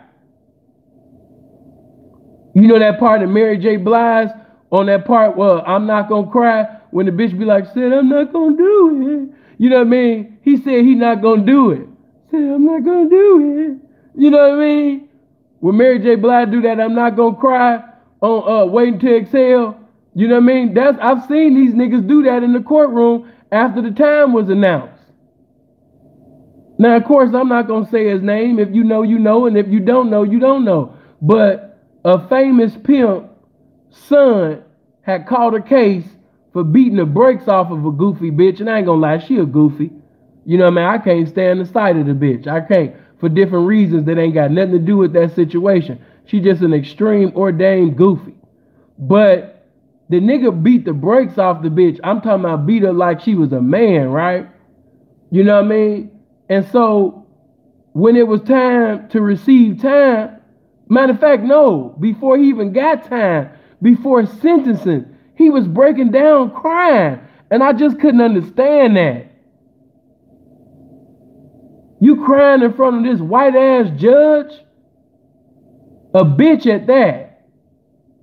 You a grown ass black man with tears coming down your face in front of this white woman. This was before sentencing. He had not even been sentenced yet. And he just breaking down, crying. This is what I'm telling you. Hey, man, it don't matter how much money you checked in the pimp game. It don't matter how many niggas you killed, you know what I mean, being a stepper. Hey man, it don't matter none of that. If you can't sit up there and handle the consequences of your actions, I don't give a fuck how many people you fought, you killed, or if you're in the pimp game, how many motherfuckers you knocked. You know what I mean? Because it's niggas that can knock niggas for a bitch, but they can't take a knocking. You know what I mean? I done seen that too. You know what I mean? Come on, man. That ain't nothing but this game. Wasn't even thinking about that situation in the game, then brought that back to my my remembrance. Hey, before I even came into the lifestyle of pimping and whoring, check it out. 2004, it was either 2004 or 2005 in Las Vegas. It was a P by the name. Why ain't even gonna get into the names? If you know, you know, and if you don't know, you just don't know. But this story is actually documented. But you know, one night, you know what I mean, this one particular P, he loud and charismatic. You know, he out with his P partners and shit, talking shit, having money, doing pimp shit. And he coming in the parking lot, and this hoe, while she pulling out, she bumped into him a little bit. And so, you know, pimps was scattered around like, oh man, you faggot ass bitch, you done sit up there and hit the pimping. Bitch, what's wrong with you? You faggot ass bitch, you done lost your mind. So the bitch, she get on the phone, you know what I mean, with her folks at the time. She called, you know what I mean, her P. And he drive down there. He come down there, you know, it's him and his square ass brother. He got his little brother with him that at the time that wasn't in the game. And so when he come, he like, man, what's going on? He like, man, you know what I mean, your bitch sit up there, man, you know what I mean, what you mean, what's going on, nigga? Your bitch sit up there and bumped into me, nigga, what you gonna do about it, nigga? This faggot ass bitch that sit up there, you understand me, and bumped into the pimpin', nigga. You know what I mean? What, nigga, is you gonna check this bitch? Nigga, you looking like you trying to check me, nigga, you need to check this bitch. So now, they going back and forth with words, and the pimpin' that came, you know, I get released the area, that, you know, from Texas, he tell the bitch, you know what I mean, bitch, go ahead and go get my money. So the bitch, she drive off. So now, you know what I mean, the pimp that got bumped into, he's sitting over there like, man, you gonna tell this bitch to leave, and you didn't even correct the bitch, you ain't smacked the bitch, none of that, nigga, and she bumping into pimping, and you just allow the bitch to just leave like that? Nigga, what type of pimping is you doing, nigga? Soft shoe ass nigga. You was sitting over there allowing this bitch to sit up there, and you understand me, and bump into the pimping, nigga. You done lost your goddamn mind. So they sitting up there going back and forth. And so finally, you know what I mean, the P from Texas, he hop in his ride with his brother, and he drive the fuck off. He go, you know, somewhere else, you know what I mean? He's sitting over there going to the Palms. So he go to the Palms, and the P that got bumped into, him and his entourage, they following him. They want to sit up there and roast his ass some more. So, you know what I mean, the P that's following him, he a shit talker like me, you know, and shit starter. So he following them and shit. He want to roast his motherfucking ass. I can't believe this nigga just allowed the bitch to just leave off like that, and she bumped into the pimping, and he just allowed her to leave like this shit is cool. I'm gonna roast this nigga all night. So he sit up there and drive to the Palms, you know what I mean, to roast P, you know. So finally, when he sit up, they get out the car, you know, they talking shit some more, and the P that got bumped into, he was known for having a mouthpiece. He was like fiery with the words. He was real witty. So, make a long story short, he ended up, you know what I mean, saying some things to pierce the Texas nigga heart, you know what I mean, and you know, that nigga, he say some things and called the nigga a bitch. And so I guess when he called the nigga a bitch, the nigga the bitch had bumped into, he sit up there and pull a knife out. And so once he pulled a knife out, you know what I mean? Man, why he do that? Why he do that? Why he do that? Why he do that? Why he do that? Lord, why he do that? That man pulled a knife out, and the pimp from Texas had lost his mind. That nigga sat up there and was like, nigga, you pulled a motherfucking knife on me? Nigga, you know who the fuck I am? And woo, woo, woo. Man, that nigga went to the car and sat up there, man, and got that thing. You know what I mean? Yeah, that thing. You know what I mean, man? And I think it was either 3 or 4 of them, man. He sat up there and put 3 or 4 bullets in P. Yup. True story. You know what I mean? True story, man. Set up there, you understand me, and shot the pimping, man. You know what I mean? And as a result, you know what I mean, the pimping died. The pimping got killed. He died. And the pimping that killed him, he ended up losing a good, I want to say at least 15 to 16 years. Yeah, Sepulveda, you probably remember too, bro. Yeah, it was in the parking garage at the Palms. Yeah, you know exactly what I'm talking about, in Vegas. I want to say 2004 or 2005. And as a result of 2 P's emotionally reacting, one is dead and one end up losing. Matter of fact, hold on, let me do the math, because I think he ended up getting locked up and doing sitting down in like 05. And yeah, he didn't do that long. Yeah, so basically he's probably still on that life parole shit. He ended up going in, I think, at 05, and I think, if I'm not correct, it'd be 17, but I think he might have got out at 2016. Yeah. It was 05? Okay, yeah. Now, let's look at that situation. You know, now, of course, I ain't gonna lie, I would have handled the situation different, because the pimp from Texas, I did time from him. I did time with him. I was on the Springs Yard with him. So I heard it from his perspective. I didn't get to hear it from P's perspective. You know what I mean? They got killed. You know, it's 3 sides to every story.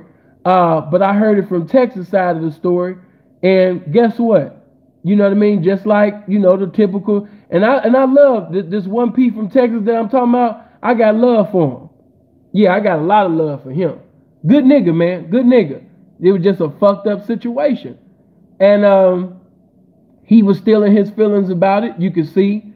And he immediately, every time he speak on the situation, man, all that nigga had to do, P, all that nigga had to do, Sin, was just leave me the fuck alone. But this nigga wanted to follow me. Oh, non-pimping ass nigga, man. Nigga ain't no pimp, man. You know what I mean? I just set up there, you understand me? And yeah, he is real cool. And the one that got killed was cool too.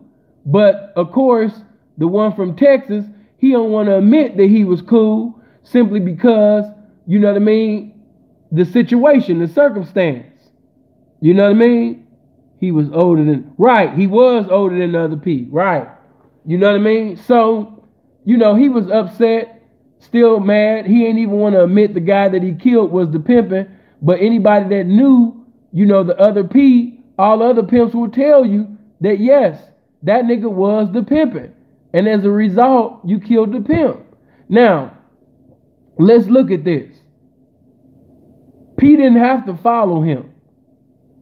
You know what I mean? But of course, that was, you know, he took it too far. Now, pimps, we talk shit. We chop, we roast, we do all of that. But come on, P. The man with his square baby, he's with his square brother, who's not the pimpin' at the time, and you following him, and you got niggas with you. You know what I mean? So it's all of y'all talking shit, you know, and he by himself. So how did you think, you know, he was going to pretty much react to this, bro? He shouldn't have reacted at all. He should have mentally responded. But, you know, you knew that it was a situation that could have caused the man to react, and it could cause a confrontation. You smart enough to know this. But he follows him to the Palms, and by him following him to the Palms, man, he like, this nigga following me? So, you know what I mean? That situation could have been avoided. But he emotionally reacted because he wanted the older P from Texas to sit up there and smack the shit out the bitch. He wanted him to correct the bitch. He wanted him to do something to the bitch. And because, you know what I mean, P didn't do what he felt that should have been done as emotionally reacting to the situation, he's following, you know what I mean, the pimpin' from Texas. And didn't even know he following death. You could have avoided that situation. If he would have avoided that situation, he'd have been alive. But you followed death. You chased death down. And you got, you know, you ran in. You didn't know that you was going to sit up there. But you should have never. That's another thing. Let's look at that. He pulls a knife out. And as a result of you pulling a knife out, he pulled the gun out. And as a result, basically, of him pulling the gun out, you're gone. Emotionally reacting, man. You know what I mean? As men, whether you be a pimp, a gangster, a square, a minister, I'm giving you examples from carnality to spirituality. It don't even matter. Whether you're in spirituality or carnality, whether you're a gangster, a pimp, a Mac, whatever you are, you should be taking heed to the information that's being conveyed within this message. I don't know why, you know what I mean? I got 805 people watching me, but it's only 600 likes. I don't know why I don't have 803 likes with the things that I'm talking about, knowing that young people need to hear this message. What do you have against the like button? I don't know if the like button did something against you or you got an attitude with the like button, but you need to get out that attitude. Hit that like button by all means. But we've seen so many examples of emotionally reacting. We've seen individuals in sports throw the whole game away, flagrant foul, or, you know what I mean? We've seen people emotionally react, you know what I mean, and start cursing out the referee, you know what I mean, after a foul was called that they didn't agree with, chasing the referee down, threw the whole game away. No matter how you look at it, from sports to gangs, to being a pimp, to being a minister, everything in life, every perspective, when you emotionally react, the consequences is severe. Emotionally reacting. Some of y'all, you know what I mean, when your woman can't even tell you something. You know what I mean? You act like you want to know, but you really don't. So when your woman starts sitting over there telling you the truth about what she did, you know what I mean, that you didn't know about, you know, now you in your feelings about it. And now she can't even sit up there, you understand me, and reveal any more information because you didn't got so in your feelings and got so involved in your chest, you ready to sit up there, you understand me, and go off on her all the time. Listen, when you mentally responded, you know what I mean, it takes patience to do that. It takes patience. Let me speak to the parents for a little bit. You might got a daughter, and your daughter, you know what I mean, is expressing herself within the conversation. But because you emotionally react to everything that your daughter or your son is saying, they can't even convey what they wanted to say to you, all because you emotionally reacted. They can't get the knowledge and the wisdom that they were supposed to have from you because you emotionally reacting to what's being said. Come on, man, I'm preaching to everybody tonight. You know what I mean? You can't give your son, you can't give your daughter, you know what I mean, the message that she's in need of, the message that he's in need of. There we go. You in your feelings. And as a result of you being in your feelings, you know what I'm saying? You know, you're going to lose out on your child. You can't even sit up there and do what's vital to the title of a father. You can't even do what's vital to the title of a mother because you don't know how to listen. How you going to teach effectively? How you going to sit up there and give advice about a situation that you ain't even listening to it in its entirety? You will be able to give a better judgment and a better opinion about what your daughter is saying to you, about what your son is saying to you, if you could just listen. But due to the fact that you're emotionally reacting to what's being said, you can't even mentally respond. So once again, a child, because you can't listen to them, you're not listening to them, what ends up happening? They go to the streets and say, well, mama ain't gonna listen. She ain't gonna do nothing but holler and scream and get in her feelings and start doing this and this. So I'm gonna go in. I just sit up there, man, and just tell whoever gives me some attention in the streets. If you got a daughter, somebody gonna listen to it. You might not listen to your daughter, but guess what? Somebody in the street gonna listen to your daughter. And it's going to have some effects to it, you know what I mean, from them listening to your daughter that you ain't going to like. But they're going to be more than willing to listen to your daughter. You better start listening to your daughter. We can prevent a lot of teenage pregnancy if you would just listen to your daughter.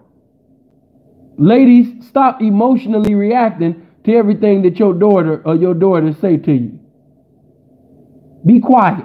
Listen. And while you listening to her, allow the Spirit of God to minister to you about how to preside over the situation. Because if you emotionally react to what she's saying, you ain't going to do nothing but run her off. And she's not going to ever be comfortable enough again to convey any more information to you about what she's done and what she's doing. Everything is not for you to start cursing and throwing things around, or everything ain't for you to grab a belt and whip this child. Some of you women, your mama used to whoop your ass all the time. Your father used to whoop your ass all the time. So you think a whooping, you know, is the answer for every goddamn thing. It's not. You're going to whoop that child's ass so much that damn child going to become callous to that ass whooping. And once a child becomes callous to an ass whooping, it's nothing you can do. You can grab 3, 4, 5 motherfucking belts, and that child going to continue doing exactly what the hell that they was doing. I remember one time my mama took like 4 belts and sat up there and whooped my ass. After she sat up there and hit me, and she was just getting upset. And the reason why my mother was getting upset because I wouldn't cry. And she just kept hitting me. I had to be everything of 12 years old. And she grabs another belt. She just whooping me. She just hitting me. And I'm just standing there just taking it. Because now I've been told that men don't cry. Real niggas don't cry. So she's sitting over there hitting me, and she's getting angry because I'm not giving her the reaction, you know what I mean, that she wants. And after she finished whooping me, she's like, go to your room. I end up going to my room, and I'll never forget. I was in my room. I was like, she losing her touch. Even though I was in pain, but at the same time, it was an ungodly demonic pride that had came over me. It's like, that shit ain't even hurt that bad. And I'm going to keep doing it. And I'm going to keep doing it. And what? And I'm going to keep doing it. Now that I know that I can take this ass whooping, and I can still, man, please, if this all I got to take in order for me to stay out 2 or 3 o'clock in the morning, you know what I mean, hanging out with my friends, because a lot of times I wasn't even doing nothing. Now, every now and then, you know what I mean, little sin, you know what I mean, to catch a little bust down, you know what I mean, that was cool. You know, her mama was cool with me being over at the house and everything, you know. But a lot of them times that I used to come in the house at 12 years old and get my ass whooped, coming in at 2 or 3 in the morning, hey man, I wasn't doing nothing but playing basketball in the alley, shooting on crates. Real talk. We would sit up there and play sometime from 7 o'clock to 2 and 3 in the morning, shooting basketball on crates in the alley. Real shit. You know what I mean? So my mother, she knew that ass whooping wasn't working no more. So now she done took it to embarrassment. I'll get into that later. You know what I mean? Mama found out where I was playing basketball at. You know what I mean? And one day she came and embarrassed me. You know what I mean? Right in front of my... Oh, so this where you at? You know you're supposed to be... Come on, tell it like it is. But that ass whooping, it ain't do nothing no more. It didn't do anything. You don't want to make the belt or that ass whooping the answer for everything, because it's not the answer for everything, and that child ain't gonna do nothing but become callous to it. So stop emotionally reacting to that situation and mentally respond. What can you do to basically affect this child, show this child a consequence? Now, I had a little brother, you know what I mean, my little bro, yeah, he didn't like them ass whoopings, but what really used to sit up there, you understand me, and get on Kyle's nerves, all you got to do is take Tekken away from him. That's all you had to do. Once my mother learned that all she had to do was take PlayStation away from Kyle, that was his whole world. Now he gonna act right. You know, because he became callous to the mass whoopings. The mass whoopings, you know what I mean, wasn't nothing. But now you taking PlayStation away, you talking about I can't go outside? Okay, I'm about to be a good little nigga now. You know, but I just want to tell you that whether you're a parent, a preacher, I'm just showing you all sides. You got to mentally respond. Look at all the people that we lost. You know what I mean? I didn't get it all into that, but we done been over that a million times. Don't ever forget Nipsey Hussle. Don't ever forget Nipsey Hussle. Nipsey should still be here. A young black man with the first smart store. A young black man presiding over businesses. A young black man that by the age of 40, I just know by the age of 40, Nipsey was going to be on a whole nother level. I really think that if Nipsey would have even kept living, I think that Nipsey was going to end. I know it when I see it.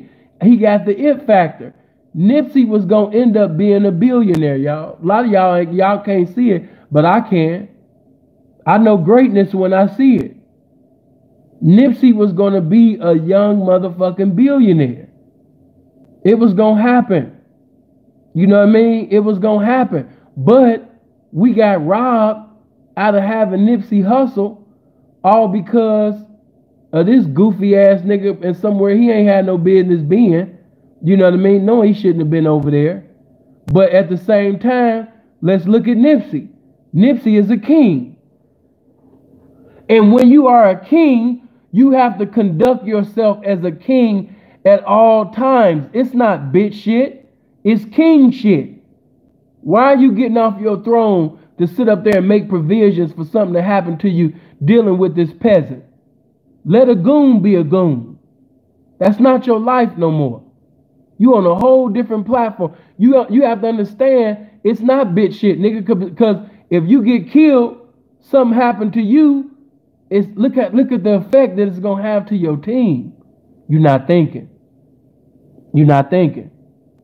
You're not thinking. And by you having a great heart that you have, other people gonna be eating in the future.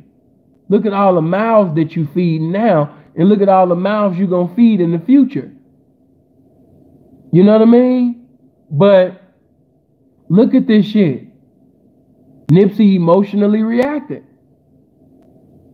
As intelligent as Nipsey Hussle. And listen here, and this ain't no self-righteous message either, because I done emotionally reacted innumerable times.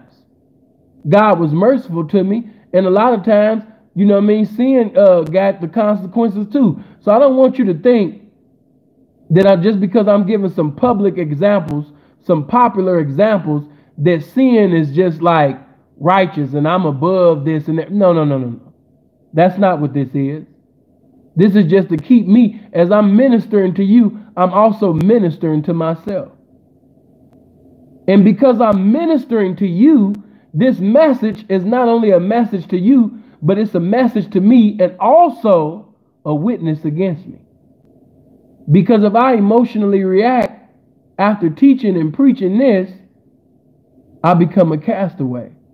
I make provisions for me to be in somebody's prison or be dead. You know what I'm saying? So, you know, Nipsey, as great as he was, with the greatness that God had put in Nipsey, Nip emotionally reacted that day. Nip had no business. You know, no business. Nigga, you are a king. You send a servant. You send one of your young niggas, you know what I mean, to go handle that. You know what I mean? And see, like I said, it's just that proudful spirit. Y'all can't see it. It's that proudful spirit that's killing us. Arrogance is killing us. More than anything, it's arrogance and other, of course, the drug clout. But arrogance is killing us, man. Arrogance is killing the niggas. That is one of the number one killers is arrogance. You know what I mean? You start feeling like you God in the flesh, man. Get your snitch ass away from. He had no business doing that. And 9 out of 10, I don't know whether or not, y'all, I know y'all will correct me, but I already know that in my mind, Nipsey wasn't holding. He didn't have no gun on him. Probably had something, in the car. But I don't think Nipsey had a gun on him. Y'all gonna let me know if I'm wrong. But here you is making provisions, putting yourself in a situation, you ain't got no gun on you. You know what I mean? You're not thinking. You're not thinking that if I say this, if I call this man a snitch, calling a man a snitch is like pretty much just like calling a man a pedophile. You know what I mean? You calling this man a homo, it's like calling a man a homosexual. And you not, see, this is what it is. Even if, this is what I want to say to my real niggas. Even if he's a bitch ass nigga, even if he's a fake ass nigga, you got to realize that we lost real niggas to fake niggas. Appreciate that, new child. Good looking, bro. Thank you, man. You don't have to be, that's not the prerequisite to pull a trigger. A gun don't say, oh, you can't shoot me. I'm not going to go into him. No. You get your hand off of me. You know what I mean? You ain't no real nigga. Guns don't do that. And let me speak on my city. I love Chicago, but some of my niggas, man, they not in touch with reality. I noticed that about Chicago. I noticed that about New York. I noticed that about California niggas. When they go to other people's cities and shit, they be wanting motherfuckers to bow down to them and start having worship service. I want you to understand that, you know what I mean, when a motherfucker sit up there, you understand me, and grab that gun, them bullets is not gonna say, oh, I can't shoot him. What's wrong? He from Chicago. He's a real nigga. I can't shoot no real niggas. Guns don't do that. Guns work for fake niggas just as well as real niggas. All right? So stop putting yourself, you know what I mean, in situations where you can lose your life by emotionally reacting, man. As a result of emotionally reacting, we got children that's growing up without a father.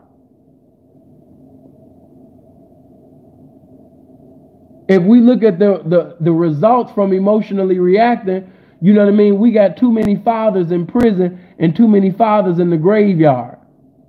And don't you understand that when you are in prison or you in the graveyard, you can't help your son or daughter?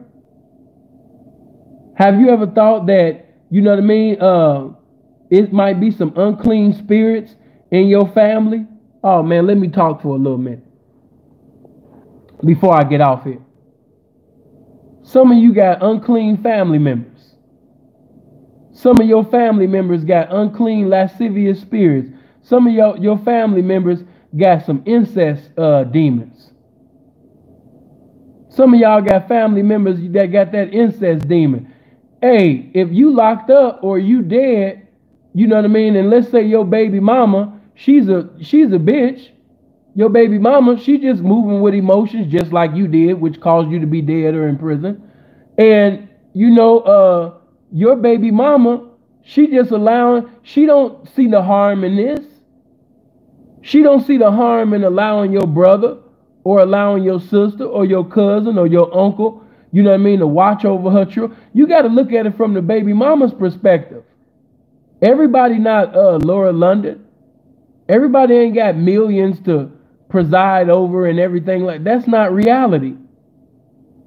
When you niggas get killed, when you niggas go to prison, you leave these females who are not even women yet to preside over these children, who have no wisdom to preside over these children, and these children ain't nothing but an open prey. Any demonic and satanic spirit can attack these children because there's no defense mechanism around them whatso motherfucking ever. You're dead. You're in prison. What can you do if somebody in your family with that incest demon want to touch your daughter. You can't get up from the grave and stop it. You can't open up that prison cell and go stop it. What you gonna do? You can't. And even outside of that, what you gonna do, you know what I mean, when your daughter, you know, her little hormones and things start moving, you know what I mean? You know how your baby mama is. She's fast. Your daughter ain't doing nothing but observing your baby mama. You know you had a child with a fast ass, promiscuous baby mama. And your daughter ain't doing nothing but sitting over there observing and conforming to the behavior that, you know, your baby mama is exemplifying. How you gonna sit up there and say anything or do anything to hinder teenage pregnancy with your daughter and you in the graveyard or you in prison? You got to think beyond yourself. Seeing how could I keep myself from emotionally reacting, not being selfish. Thinking about your family, thinking about your friends, thinking about the people who actually care about you, thinking about the people that love you. If I die right now, if I get killed today, or if I go to prison for killing this nigga, how is this going to affect my family? How is this going to affect my friends? How is this going to affect the mouths that I feed, the families? You know what I mean? You need to think beyond yourself. And if you think, you know what I mean, beyond yourself, you know what I mean, that'll stop you from getting involved in situations that might lead you into incarceration or the last destination called the graveyard. Mentally respond, not emotionally react. We see the consequences of that. We seen Nipsey lose his life. I already took you in the 90s and showed you Pac losing his life. XXXTentacion, when they tried to rob his ass, you know what I mean? All he had to do was just give up the money. I don't know the story. I wasn't there physically, but from what was told, you know what I mean? He didn't just give up the money. He trying to sit up there and be, you know, G about it. He trying to sit up there. Come on, man. You got money and you going to have money to come. Let them have whatever they talking about. Jewelry, money, the car, whatever. You got to maintain your life. You got to mentally respond. Don't be trying to be no motherfucking hero. Better get your ass out the movies. They're not playing with you. They trying to get this money. Give them that little ass money, man. Shame, ring, yeah, all that shit gotta go. Like I said, that spirit of pride, you know, gonna have y'all seeing the graveyard real soon. A motherfucker put a gun to your head and he telling you to give up that jewelry and everything like that. Hey, man, put that pride down, man. Get that man that chain, that ring, man. Come up off that, man. Come up off that money, man. You know what I mean? It is what it is. Now, it's certain things that it's worth dying over. Let me explain to you young niggas. Of course, the women, they not going to agree. You know what I mean? But Uncle Sin talking to you, Big Bro talking to you right now. It was this one goofy ass nigga that I could never respect. Not just because of this circumstance, because this was just a bitch made move. He was sweating this bitch one day. Now he's supposed to be the pimpin'. He's sweating the bitch on Tropicana out there in Vegas. And while he's sweating the bitch on Tropicana, you know, the bitch like, why are you following me? Why you sweating me? Get the fuck away from me. Damn. And he like, bitch, I'll motherfucking beat your ass on such and such, such and such. So she called her man. And her man come through there and this nigga, he trying to talk to her man. This nigga didn't ask no question. That nigga sat up there and pulled out his shit, pulled out that thing, and told that nigga to get on his knees. And not only did he get on his knees in front of the bitch, but he gets on his knees and the man tells him to open up his mouth. And he puts, I'm like, nah, I'm going to just be 100, man. And anybody that know me, Yes, even as I'm ministering and preaching to y'all, the Lord is not done with me yet. Amen. The Lord is not done with me yet. I'm sorry if a man pull a gun on me right now. He tell me to get on my knees and let him put the gun in my mouth and everything like that. I'm telling you right now, y'all not gonna hear Sinful no more. Once y'all hear what happened, y'all gonna be like, yeah, we know why sin. Yeah, sin gonna die. Sin gone. Ain't no way in the world a man gonna sit up there and put a gun in my motherfucking mouth. Nigga, you got me fucked up. Yeah, nigga, let me go ahead and say some prayers in my mind and spirit right now before I sit up there and die, because I know I'm about to die. You got me all the way fucked up, nigga. I ain't about to get on my motherfucking knees, nigga. You done lost your mind. Then you want me to put nigga, what homosexual spirit got a hold of you, nigga? What type of thoughts does you have? Because any nigga that can put a gun in your mouth, he can put something else in your mouth. Nah, I'm going to take these bullets happily. Yeah. I'm going to take these bullets with 2 dimples, nigga. Go ahead and pull them motherfuckers, nigga. You got me all fucked up. You bound by a homosexual spirit. You're not even trying to come out the closet. You kicking the closet door open like, let me out. Bam. Talking about putting a gun in the nigga. But this nigga got on his knees and he allowed this nigga to put a gun in his mouth. I just couldn't. Hey, man. Hey, it is what it is, man. I know that some of y'all like, Sin, you got to mentally respond. That's the one circumstance the guy got to keep, dealing with me on, because I'm not perfect. Even while I'm teaching y'all, he's blessing me in my spirit. So I don't want you to think that, sin is perfect. It's certain areas that God still got to bless me in too, because I'm egotistical in a lot of ways, and that's one of them. I know I'm not going to be getting on my knees, and no, you're not going to be putting a gun in my mouth. No, go ahead and pull that trigger. Yes, happily, immediately, expeditiously. Go ahead and do that. Now, we won't be getting on nobody's knees. You won't be putting no guns in my mouth. I am not on that. You got me fucked up, nigga. You must think I'm from Atlanta or something, nigga. What's wrong with you? And that ain't no disrespect to everybody in Atlanta, because I know some real niggas that, born and raised Atlanta. But let's call it like I said. I told y'all earlier, I didn't like that shit the tipster said. That shit wasn't cool. That shit wasn't cool. Yeah, if, y'all want to commit murders, y'all want to kill somebody, you want to kill each other, go somewhere else, because we support each other here. Like what? I'm not, it is what it is. Maybe that nigga just high. I'm just going to blame it on that. Maybe he was high. Maybe Tiny said something she ain't had no goddamn business saying. I don't know. But, nigga, how dare you, nigga? Nigga, the volume is so high of homosexuality, nigga, in your city. How dare you even do an indirect, direct diss to Chicago? And even Louisiana. Nigga, how dare you, nigga? This is one of the gayest cities in the world.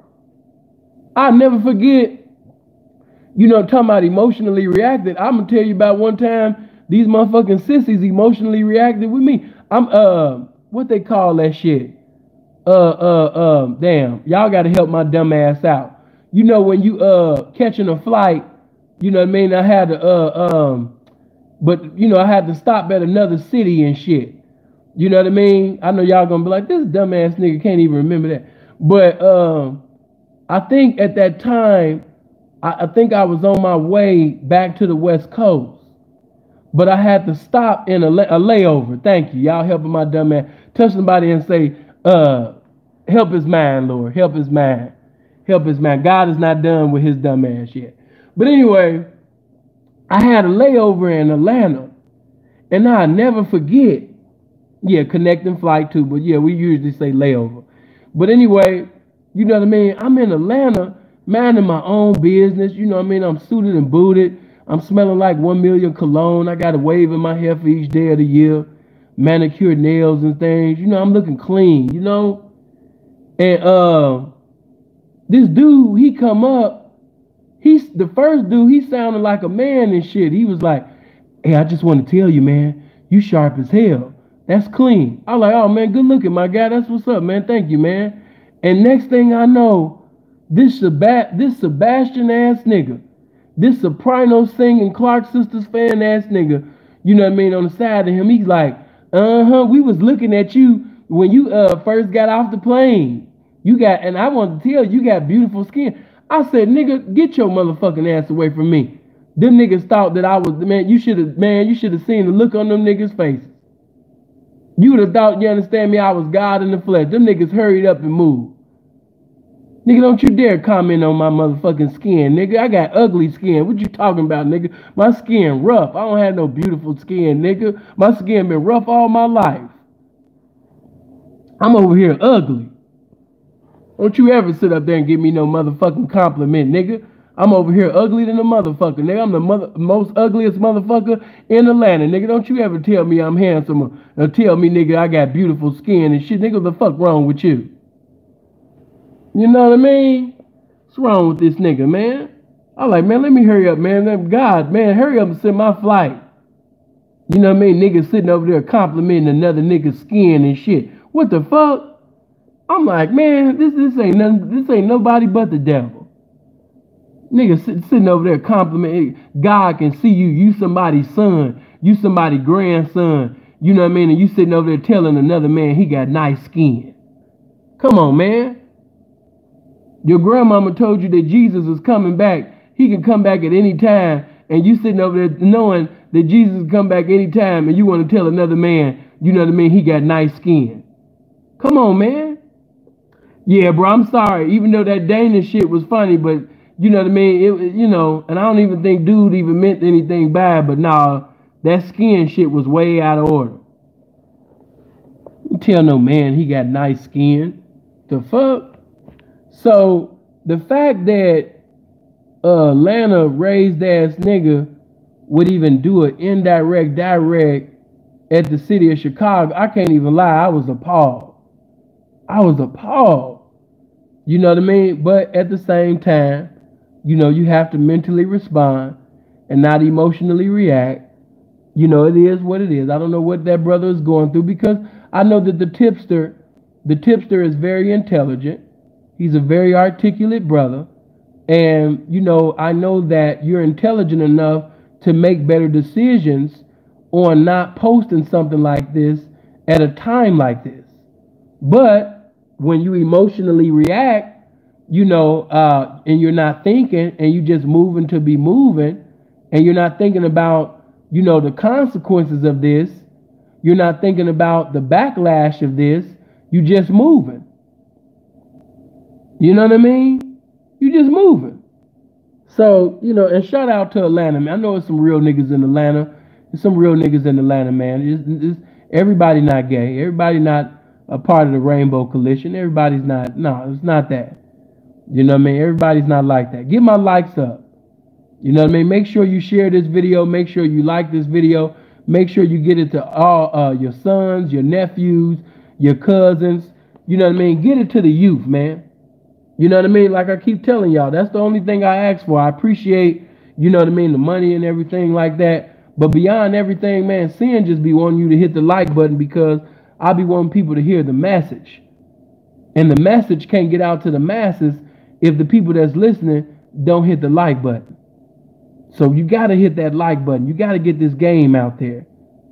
You know, oh, Justin, it's going to be posted. It's going to be posted.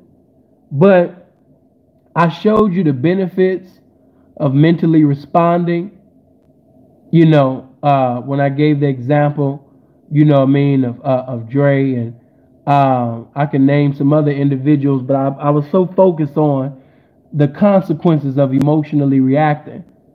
Because when we looked at it, most of the examples, it either led to the last destination called the graveyard or incarceration. You know what I mean? It was either one of those. You know what I mean? So we don't want to emotionally react to nothing. We don't want to allow our hearts, like I said in the beginning, some of y'all think y'all moving like gangsters and you moving like a mama raised ass nigga. You moving like a bitch right now. Remember, if you don't remember nothing else that I said, anytime where you don't rationalize, strategize, organize your thoughts to get the best results in a situation, and you just emotionally reacting to a situation, you predestined for failure. How many times have you heard that, you know what I mean, he that, you know what I mean, fails to plan, plans to fail? You know what I mean? You have to have a plan.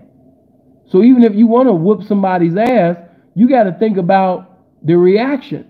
See, you thinking about what you gonna do, but you're not thinking about what the next man gonna do. You're not thinking about what the entourage of the next man gonna do. You know what I mean? So be mindful of the consequences of your actions when they're not thought out properly. What is the effect of this? What can this cause me? This can cause me to be locked up. This can cause me to be, you know what I mean, in somebody's prison. This can cause me to be dead. This is going to cause my children to be raised without me. I'm going to miss out on an 8th grade and high school and college graduation. I'm not going to be able to see my children grow up. You know what I mean? With all the beautiful things that King Von, you know what I mean, did in Parkway and being a blessing to everybody, you know, within Parkway and, you know, being a blessing to his family. The man bought his mama a Benz, got his mother a big ass house. You know, Von was doing some things, taking raggedy ass niggas, you know what I mean, that never had 10,000 all at one time. You know what I mean? Taking people like Boss Top, you know what I mean, and flossing them up. You know what I mean? I really hope that y'all learn from this message, man. And not just the consequences of emotionally reacting, but I want you to get your structure together. Those of you that's a part of a team, you're a part of an organization, you got to learn your position. I even take you back before I get out of here. I got to take you back to even when Michael Vick had caught that dog case. Come on, man. It was supposed to be somebody step up to the plate and take that case for him. He's the breadwinner. He can't afford to be locked up. If that nigga had any nigga with an ounce of realness in them, they would have took that case, man. Everybody got to know their position. You can't be around no proudful motherfucker that think that he should have your position. Get that dumb motherfucker away from you. You got to have niggas around you that's not yes men, that's not afraid to speak their mind. And you have to have individuals that understand their position and they accept it. Because in that situation, that's another situation where niggas was emotionally reacting. Because if you got an ounce of realness in you, you're going to take this case, do that little bitty ass time. You know he going to get you the best lawyer. You know he going to sit up there and provide and put money on your books. You know when you get out, he going to sit up there, you understand me, and have you in position. But by having the breadwinner locked up, it fucks up everything. It fucks up his currency that he currently has, and it's going to fuck up the currency that he could have potentially have if he get locked up. That fucked up Michael Vick's whole career. We never got to see Michael Vick playing at his highest level. Even with all the things that Michael Vick did, he never played at his highest level because we was robbed at that when he got locked up. You don't know how much a man got to go through, you know what I mean, mentally. Because now they done destroyed your image. They sitting over there calling you something that you're not. You know what I mean? Put a black man away. Got a black man locked up over a damn dog.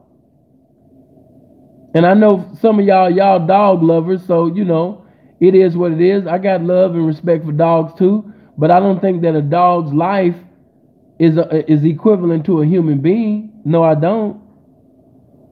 That's just my opinion. I know yours might be different. You're a dog lover.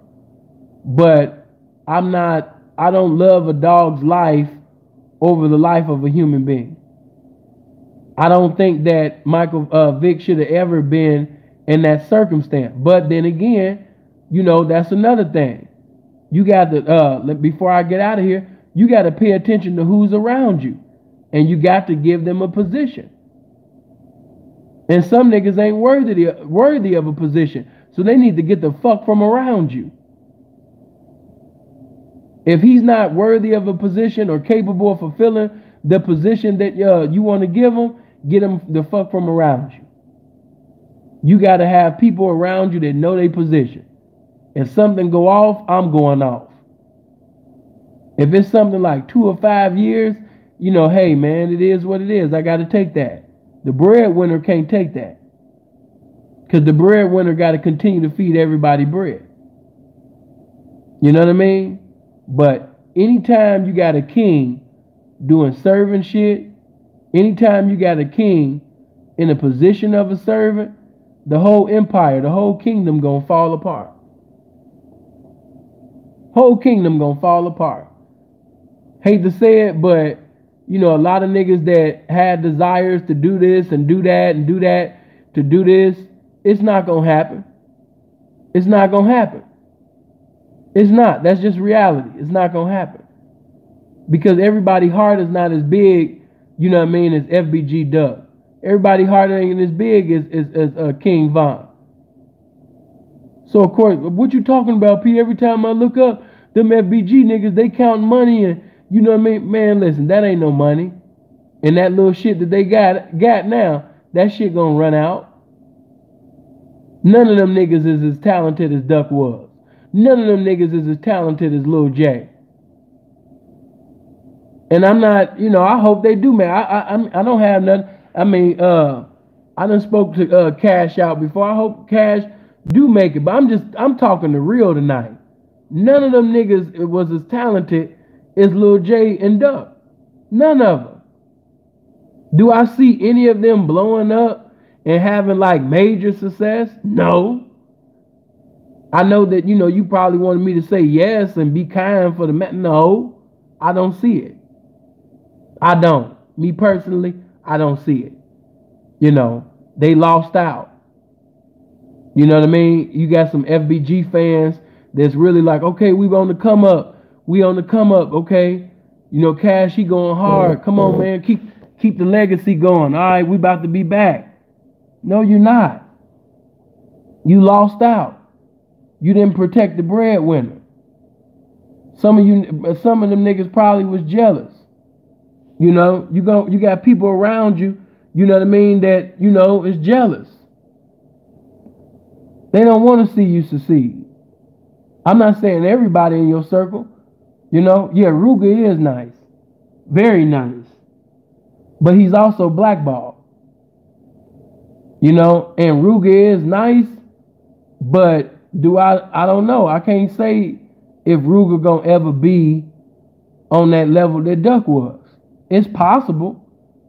It's possible. Ruger actually got talent. But all the rest of them niggas, hang that shit up.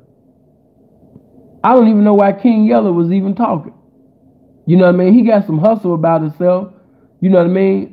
When he ain't being a goofy and he got his mind made up, to do something in the street, he can do it. But all of this rapping shit, hell no. Yella ain't got nothing coming. Like I told you, Sin ain't gonna sit up there and lie to y'all. Duck was the best thing that happened to them boys. And now that Duck is out the picture, hang that shit up. Now when it come, Fendi Boy, sooner or later, Fendi Boy gonna meet his demise. Pretty soon, Fendi Boy, even though he wearing fake jewelry, if he keep doing that goofy shit that he doing, he gonna die a real death though. If he keep doing that sucker ass Bobby Boucher lame ass shit that he been doing, dissing people that he don't know, clout chasing and all of this shit, one of these days he's going to accelerate to his expiration date. It's gonna come. It's gonna happen. You know what I mean? I hope it don't. I hope I'm wrong. I hope God be merciful and bless the boy to have common sense and a brain for a change. But if Fendi Boy keep moving the way that he moving, you gonna hear about him too. I'm gonna be doing a video about him in the future too. If he don't sit up there and get his motherfucking mind right and stop moving stupid. Nigga going live with motherfucking Odyssey Fun World, Hollywood Park, Dave and Buster's jewelry, and sitting over there. This nigga got some damn sicko St. Ives boat liquor, Coke 45, Chinese food, buy one egg foo young, get another watch, you know what I mean? You know, jewelry, and he just going live on Instagram like people can't see this shit.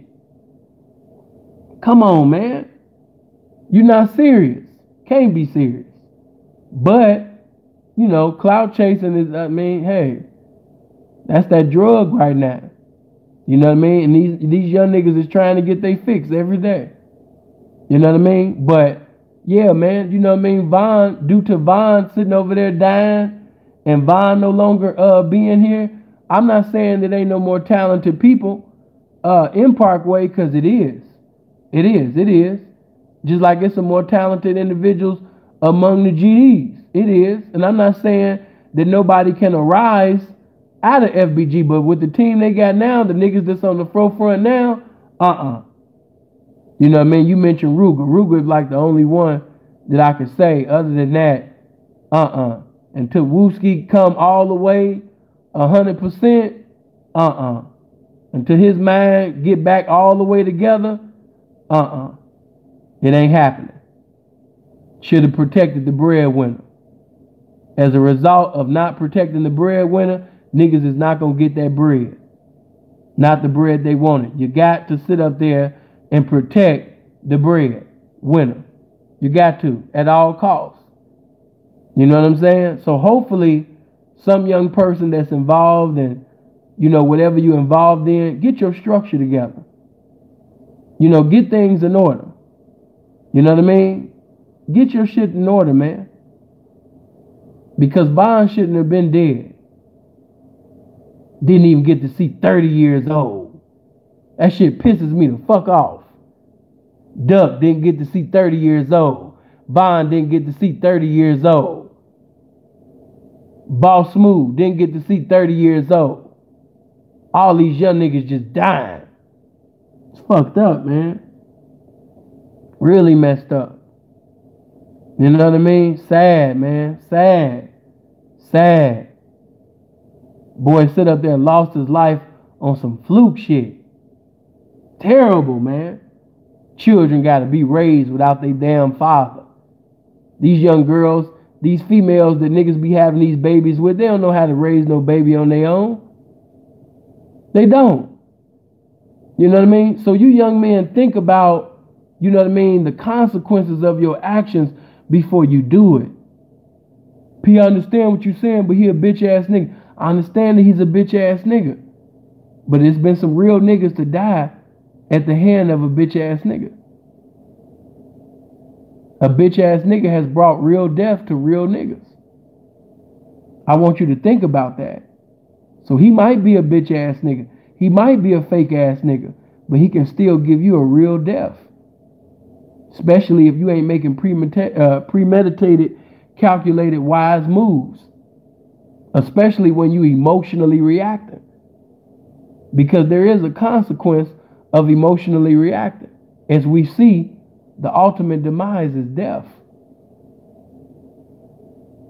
Who would have thought that Von was going to die this soon? Some of y'all already thought Von was going to get killed, but you thought Von was going to get killed in Chicago years from now. You didn't expect Von to get killed the same year as Duck, months from Duck, in Atlanta, on some fluke shit. He's sitting over there beating up Quando Rondo, and he got his back turned. You know what I mean? He can't even see and get popped. And just like that. Man, that's just messed up how you can make countless sacrifices to be in a position to have what you want in possession and be a blessing to yourself and your family and friends for your whole life. And because of one emotional move, because of emotionally reacting one time, just getting into my feelings one time, not thinking one time, cost me my one life. Wow. And some people, they live it, but they in prison for the rest of their life. So hopefully tonight something was said, you know what I mean, that you could take heed. I spoke to the preachers. I spoke to the teachers. I spoke to the gangbangers. I spoke to the parents. I spoke to the pimps. I spoke to the squares. I've given you examples showing you the consequences of emotionally reacting. I expect women to emotionally react because women are the embodiment of emotionalism. But you profess to be a man. Men don't move like that. If you say you're a man, you're not going to allow your heart to govern your behavior. You got to think before you do something. You don't just move. That's what separates an organization from a gang. Gangs are unorganized. Gangs just move. They don't think. They just move. Any nigga that's just moving without thinking, predestined for failure. Predestined for prison. Predestined for the graveyard because he's not thinking. When you let me tell you this before I leave. When you highly upset, when you angry, when you in your feelings, you feeling some type of way about something, sit your ass down. Go somewhere. Get your anger down first. You know why? Because you can never manifest your intelligence to the highest degree when you're being governed by anger. While you in your feelings, you can't even sit up there and manifest your intelligence to the highest degree. Why? Because you mad, you upset, you in your feelings. We done fell off, Chicago. I love you, Chicago, but we fell off. Chicago used to have organizations. Now you just got gangs just like everybody else. You unorganized just like everybody else. You in your feelings just like everybody else. You emotionally reacting just like everybody else. And that's why you getting killed and you sitting over there, you understand me, leaving children, you know what I mean, to be raised, you know what I mean, by these women just like everybody else. It's a repeated cycle. Always remember this. The adversary doesn't have to fight against a nation that fights itself. An adversary does not have to destroy a nation that destroys themselves. So as long as we create, you know what I mean, cultures that support stupidity, and we get into a continuity of supporting that, we're going to continue to see our demise. We're going to continue to die before our time. And if we keep moving like the bitch, then we're going to find ourselves in positions such as prison and death. You're moving in your feelings. I hope really, man, that I hit somebody in the chest, man. I love you guys. You know what I mean? I hope that the things that were said tonight, you know, you'll take this and ponder and think about the many times that God spared your life. Look at all the times that you emotionally reacted and you still got your liberty in society. Look at the times that you emotionally reacted and you still got the activity of your limbs. You still got life. You need to be grateful for life. No matter how much money you don't have, no matter what car you don't have, the house you don't have, the jewelry that you don't have, the property that you don't own, the good credit that you currently don't have right now. I just want you to be grateful for right now for having life and appreciate and celebrate what you do have. And after you appreciate and celebrate what you do have, which is life, now I want you to do something with it. Do something with your life. Your life is precious. Your life is more valuable than any materialistic thing that you presiding over. Your life. Treat your life precious. Get out of that arrogance, that proudful spirit, and have you treating your most valuable possession as if basically that, you know what I mean, it's something cheap or, you know what I mean, something that can just be earned again. It's not like that. The most prized possession that you got currently right now is your life. And you can be a blessing to so many other lives if you sit up there and make sacrifices in your life. What are the sacrifices? One of those sacrifices is sitting over there bringing your emotions into subjection. When you want to kick a nigga's ass, or you want to fuck a nigga up, you want to kill a nigga and things like that. Man, thank you. Appreciate the 5, bro. You need to mentally respond. You need to think. What would be the consequences if I kill him? What would be the consequences if I beat this nigga in? If I sit up there and do this? And then, how is he coming? I'm just thinking about, see, before I leave, once again, when you in your feelings, you only thinking about how you coming. But by you not thinking logically, by you not thinking, you're not thinking about how the other man coming. And because you're not thinking about how the other man coming, you might not get the chance to come no more. When you in your feelings don't allow you to do any logical thinking because you in your feelings. Once you get out of your feelings and start utilizing the beautiful mind that God blessed you to have, you'll still be able to maintain your life. You know what I mean? So yeah, man, without any further ado, man, think about everything that I said pertaining to, you understand me, emotionally reacting. You know? Oh man, I gave you too many. I told you Jeremiah 17:9. If you don't remember nothing else, remember Jeremiah 17:9. The heart is deceitful above all things and desperately wicked. And I told you, if the heart is deceitful, you know what I mean, above all things and desperately wicked, as Jeremiah 17:9 said, then why would you allow something like that? Why would you allow something deceitful? Why would you allow, something that changes like the weather, like your emotions, to govern you? Your emotions change like the seasons. So why would you allow that to govern you? Men don't do that. Men are greater than their emotions. You got to bring the game in every situation, not your heart. You can't bring your heart into that situation, because once you bring your heart into that situation, you're going to either get fucked over or fucked up.